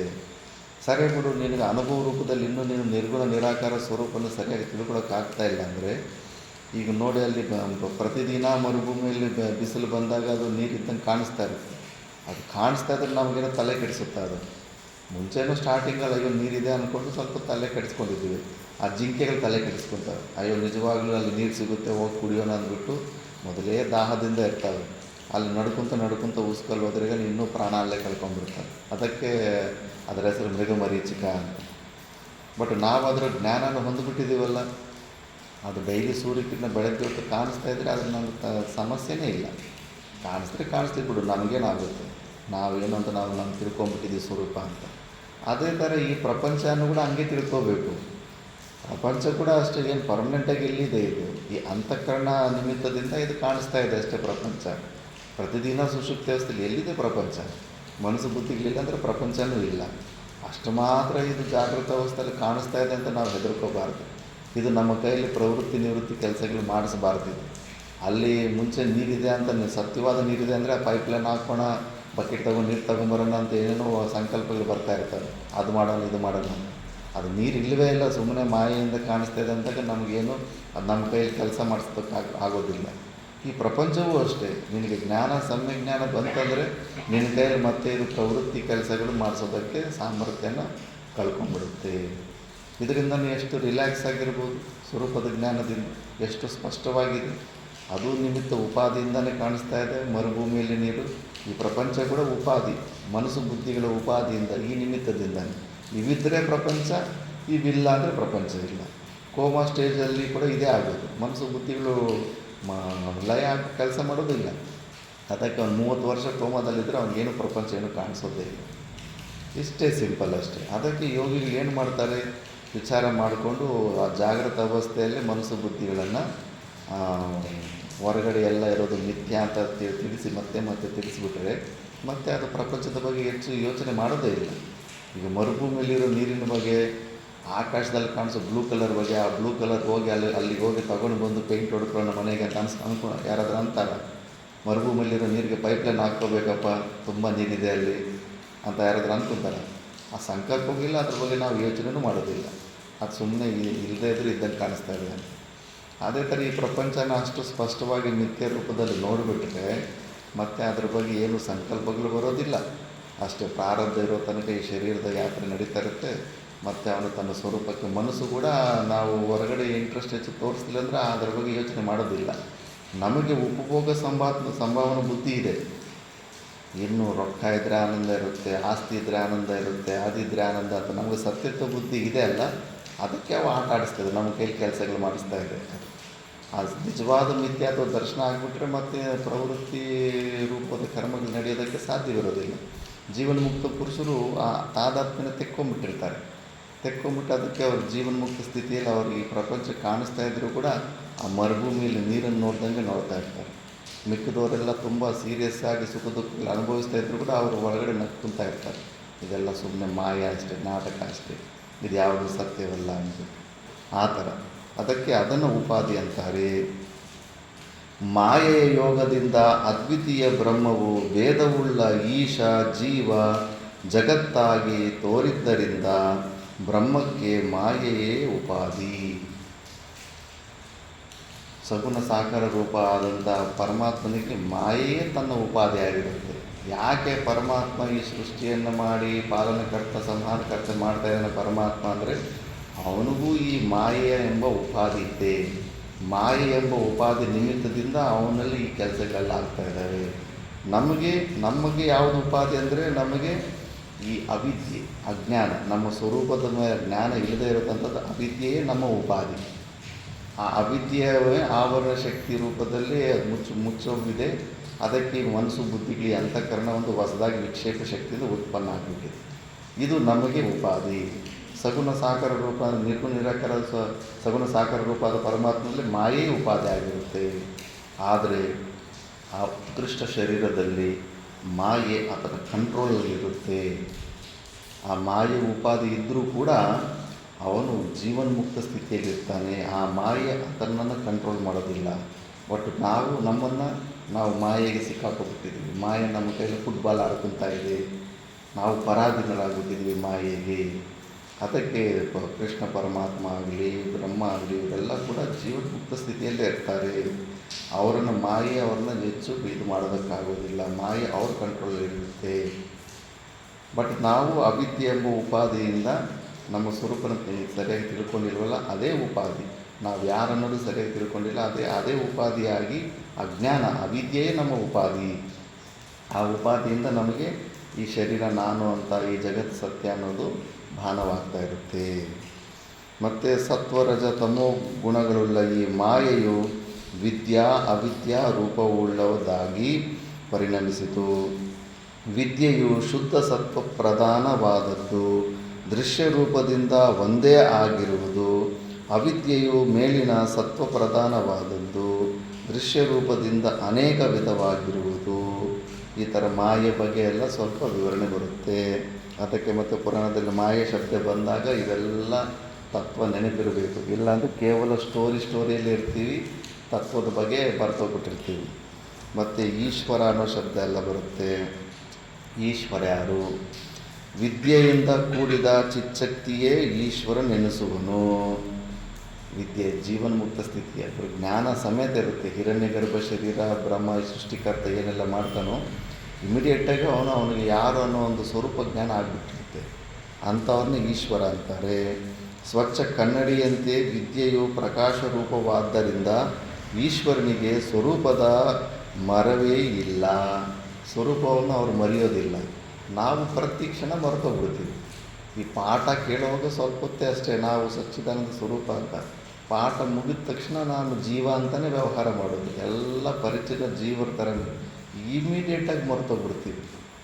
ಅದಕ್ಕೆ ಆ ದಕ್ಷಿಣಾಮೂರ್ತಿ ಫೋಟೋ ಅಲ್ಲಿ ನೋಡ್ತಾ ಇರಬೇಕು ಅಂದ್ಬಿಟ್ಟು ಮುಖ್ಯವಾಗಿ ಆಶ್ರಮದಲ್ಲಿ ನಾವು ಇಲ್ಲೊಂದು ತರಿಸ್ಬೇಕು. ದಕ್ಷಿಣಾಮೂರ್ತಿ ಫೋಟೋನ ಹೆಚ್ಚಿಡ್ತಾರೆ. ಆ ದಕ್ಷಿಣಾಮೂರ್ತಿ ಕಾಲು ಕೆಳಗಡೆ ಒಬ್ಬ ರಾಕ್ಷಸ ಇರ್ತಾನೆ, ಅಪಸ್ಮಾರಹ ಅಂತ, ಫರ್ಗೆಟ್ಫುಲ್ನೆಸ್, ಮರುವು ಅಂತ. ನಾವು ಯಾರು ಅನ್ನೋ ವಿಷಯನ ಮರ್ತೋಗ್ತಾ ಇರ್ತೀವಿ. ಆ ಮರುವನ್ನು ಕೊಳ್ಳುವವನೇ ದಕ್ಷಿಣಾಮೂರ್ತಿ ಗುರು ಅಂತ. ನಮ್ಮ ಸ್ವರೂಪನ ಪದೇ ಪದೇ ನೆನಪಿಸಿ ಆ ಮರುವನ್ನು ಕೊಂದು ನಮ್ಮ ಸ್ವರೂಪನ ಯಾವಾಗಲೂ ನಾವು ಯಾರನ್ನೋದನ್ನು ತಿಳಿಸೋವನ್ನೇ ದಕ್ಷಿಣಾಮೂರ್ತಿ ಪರಮಾತ್ಮ ಅಂತ. ಇಮಿಡಿಯೇಟಾಗಿ ನಾವು ಮರ್ತೋಗ್ತಾ ಇರ್ತೀವಿ. ಆದರೆ ನೋಡಿ ಈಶ್ವರನು ಮಾತ್ರ ಸ್ವರೂಪದ ಮರವೇ ಇಲ್ಲ ಮತ್ತು ಸರ್ವಜ್ಞತ್ವಾದಿ ಉತ್ತಮೋತ್ತಮ ಗುಣಗಳುಳ್ಳವನು ಪೂಜ್ಯನೆನಿಸುವನು. ಸರ್ವಜ್ಞತ್ವ ಅಂದರೆ ತ್ರಿಕಾಲ ಜ್ಞಾನ ಇರುತ್ತೆ. ಪ್ರತಿಯೊಂದು ನಮ್ಮ ಜನ್ಮಗಳು ನಾವು ಪೂರ್ವ ಜನ್ಮದಲ್ಲಿ ಏನಾಗಿದ್ದೀವಿ, ಬರೋ ಜನ್ಮದಲ್ಲಿ ಏನಾಗ್ತಾ ಇದ್ದೀವಿ, ಎಲ್ಲವೂ ಜ್ಞಾನ ಇರುತ್ತೆ, ಸಂಪೂರ್ಣ ಜ್ಞಾನ ಇರುತ್ತೆ, ಸರ್ವಜ್ಞತ್ವ ಇರುತ್ತೆ. ಅದಕ್ಕೆ ಅವನು ಪೂಜ್ಯನೆನಿಸುವನು. ಅದಕ್ಕೆ ಅವನಿಗೆ ಎಲ್ಲ ಪೂಜೆ ಮಾಡ್ತಾರೆ ಈಶ್ವರನಿಗೆ. ಅದಕ್ಕೆ ಸಗುಣ ಸಾಕಾರ ರೂಪ ಈಶ್ವರನು ಕೂಡ ನಮ್ಮ ಸನಾತನ ಧರ್ಮದಲ್ಲಿ ಪೂಜೆಗಳೆಲ್ಲ ಆಗ್ತಾ ಇರ್ತವೆ. ಎಲ್ಲಿ ತನಕ ನಮ್ಮಲ್ಲಿ ಜಗತ್ತು ಸತ್ಯದ್ದು ಬುದ್ಧಿ, ನಾನು ಜೀವ ಅನ್ನೋ ಭಾವ ಇರುತ್ತೋ ಅಲ್ಲಿ ತನಕ ಸಗುಣ ಸಾಕಾರ ರೂಪ ಕೂಡ ಆತನು ಹೇಳಿದ ಆಜ್ಞೆಯನ್ನೆಲ್ಲ ನಾವು ಪಾಲನೆ ಮಾಡ್ತಾ ಇರಬೇಕು. ಹಾಗೂ ಜಗತ್ತಿಗೆ ಒಡೆಯನಾಗಿರುವನು. ಈ ಜಗತ್ತಿಗೆ ಒಡೆಯ. ಇಲ್ಲೇ ಎಷ್ಟೊಂದು ಜನರ ಮಾತು ಕೇಳಬೇಕು. ಊರಲ್ಲಿ ಮನೆಯಲ್ಲಿ ಯಜಮಾನ ಅಂದರೆ ತಂದೆಗೆ ಹೆದರ್ಕೊಂಡು ಆತ ಹೇಳ್ದಂಗೆಲ್ಲ ಮಾಡೋದಿಲ್ವ? ಅದೇ ಥರ ಪ್ರಪಂಚಕ್ಕೆ ಒಡೆಯ ಆದಮೇಲೆ ಆತನು ಹೇಳ್ದಂಗೆ ಆತನು ಏನೆಲ್ಲ ನಿಯಮ ಮಾಡಿರ್ತಾನೆ ನಿಯಮಕ್ಕೆ ಅನುಕೂಲವಾಗಿ ನಾವು ಮಾಡ್ಕೊತ ಹೋಗ್ತಾ ಇರಬೇಕು. ಈ ಥರ ಈಶ್ವರ ಅಂತಾರೆ. ಮತ್ತು ಜೀವ ಯಾರು? ಅವಿದ್ಯೆಯಿಂದ ಕೂಡಿದ ಚಿಚ್ಚಕ್ತಿಯೇ ಜೀವನೆನಿಸುವುದು. ಅವಿದ್ಯೆನೇ ನಮಗೆ ಉಪಾಧಿ ಆಗಿರುತ್ತೆ. ಅವಿದ್ಯೆ ಅಂದರೆ ಏನು ಅಂದರೆ ನಾವು ಯಾರು ಅನ್ನೋ ವಿಷಯನ ನಾವು ಮರ್ತೋಗ್ಬಿಡ್ತೀವಿ. ಒಂದು ಸತಿ ಅದು ಮರ್ತೋಗ್ಬಿಟ್ರೆ ಮತ್ತು ವಿಕ್ಷೇಪ ಶಕ್ತಿ ಎಲ್ಲ ನಮಗೆ ನಾನು ಈ ಶರೀರ ಅಂತ ರಾಂಗ್ ಇನ್ಫಾರ್ಮೇಷನ್ ಕೊಡುತ್ತೆ. ಜಗತ್ತು ಸತ್ಯ ಅನ್ನೋ ಒಂದು ಬುದ್ಧಿ ಕೊಟ್ಬಿಡ್ತಾ ಇರುತ್ತೆ. ಈ ಥರ ಅವಿದ್ಯೆಯೇ ಮಲಿನ ಕನ್ನಡಿಯಂತಿದ್ದುದರಿಂದ ಅದನ್ನೊಡಗೂಡಿದ ಜೀವರು ತಮ್ಮ ಸ್ವರೂಪ ಸ್ಪಷ್ಟ ತಿಳಿಯದೆ ಕಿಂಚಿತ್ ಗೆತ್ವಾದಿ ಅಲ್ಪಗುಣವುಳ್ಳವರಾಗಿ ದುಃಖಿಗಳಾಗುವರು. ಅಂತಃಕರಣ ಸಿಕ್ಕಾಪಟ್ಟೆ ಮಲಿನವಾಗಿರುತ್ತೆ. ಈಶ್ವರನಲ್ಲಿ ಶುದ್ಧವಾಗಿರುತ್ತೆ. ಅದಕ್ಕೆ ಅವನ ಸ್ವರೂಪವನ್ನು ಮರೆಯೋದಿಲ್ಲ. ನಾವು ನಮ್ಮ ಸ್ವರೂಪನ ಯಾಕೆ ಮರೆತೋಗ್ತೀವಿ ಅಂದರೆ ನಮ್ಮ ಅಂತಃಕರಣ ಶುದ್ಧಿ ಇಲ್ಲ. ಅದು ಮರೆತರೇ ಸಮಸ್ಯೆ. ನಮಗೆ ಸಮಸ್ಯೆಗಳು ದುಃಖಗಳು ಬರ್ತಾ ಇದ್ದಾವೆ ಅಂದ್ರೆ ನಾವು ಯಾರು ಅನ್ನೋ ವಿಷಯ ನಾವು ಇಮಿಡಿಯೇಟಾಗಿ ಮರ್ತೋಗ್ತಾ ಇದ್ದೀವಿ ಅಂತ ಅರ್ಥ. ಆದ್ದರಿಂದ ತಮ್ಮ ಸ್ವರೂಪ ಸ್ಪಷ್ಟ ತಿಳಿಯದೆ ಕಿಂಚಿತ್ ಗೆತ್ವಾದಿ, ನಾನು ಅಲ್ಪಜ್ಞನು, ನನಗೆ ಎಲ್ಲಿ ಶಕ್ತಿ ಇದೆ, ನಾನು ಬ್ರಹ್ಮನಾಗೋದಕ್ಕೆ ಹೆಂಗೆ ಸಾಧ್ಯ ಆಗುತ್ತೆ, ಹುಟ್ಟು ಸಾವುಗಳಿರೋನು, ನನ್ನಿಂದ ಏನಾಗುತ್ತೆ, ಎಲ್ಲ ಅಲ್ಪ ಅಲ್ಪ ಲಕ್ಷಣಗಳೇನಿರುತ್ತೆ ಅವೆಲ್ಲ ಆರೋಪ ಮಾಡ್ಕೊತಾ ಇರ್ತಾನೆ. ಅಲ್ಪ ಗುಣವುಳ್ಳವರಾಗಿ ದುಃಖಿಗಳಾಗುವರು, ಅದಕ್ಕೆ ನಮಗೆ ದುಃಖಗಳು ಎಂಟ್ರಿ ಆಗ್ತಾ ಇರ್ತವೆ. ಈ ಥರ ಜೀವದ ಬಗ್ಗೆ ಬರುತ್ತೆ. 1 ಗಂಟೆ 16 ಮಿಕ್ಕಿದ್ದು ನಾವು ನಾಳೆಯಿಂದ ಸ್ವಲ್ಪ ಪಾರಾಯಣ ಮಾಡಿಕೊಂಡು ಪುರಾಣ ಇನ್ನೂ ಸ್ವಲ್ಪ ಶಬ್ದಗಳಿದ್ದಾವೆ, ಆ ಶಬ್ದಗಳನ್ನು ತಿಳ್ಕೊಂಡ ಮೇಲೆ ನಾಳೆಯಿಂದ ಪೀಠಿಕಾ ಅಧ್ಯಾಯ 1ನೇ ಅಧ್ಯಾಯದಿಂದ ಸ್ವಲ್ಪ ಪುರಾಣಕ್ಕೆ ಎಂಟ್ರಿ ಆಗುತ್ತೆ. ಓಂ ಪೂರ್ಣಮದ ಪೂರ್ಣಮಿದಂ ಪೂರ್ಣಾತ್ ಪೂರ್ಣಮುದಚ್ಯತೆ ಪೂರ್ಣಸ್ಯ ಪೂರ್ಣಮಾದಾಯ ಪೂರ್ಣಮೇವಾವಶಿಷ್ಯತೆ. ಓಂ ಶಾಂತಿ ಶಾಂತಿ ಶಾಂತಿ.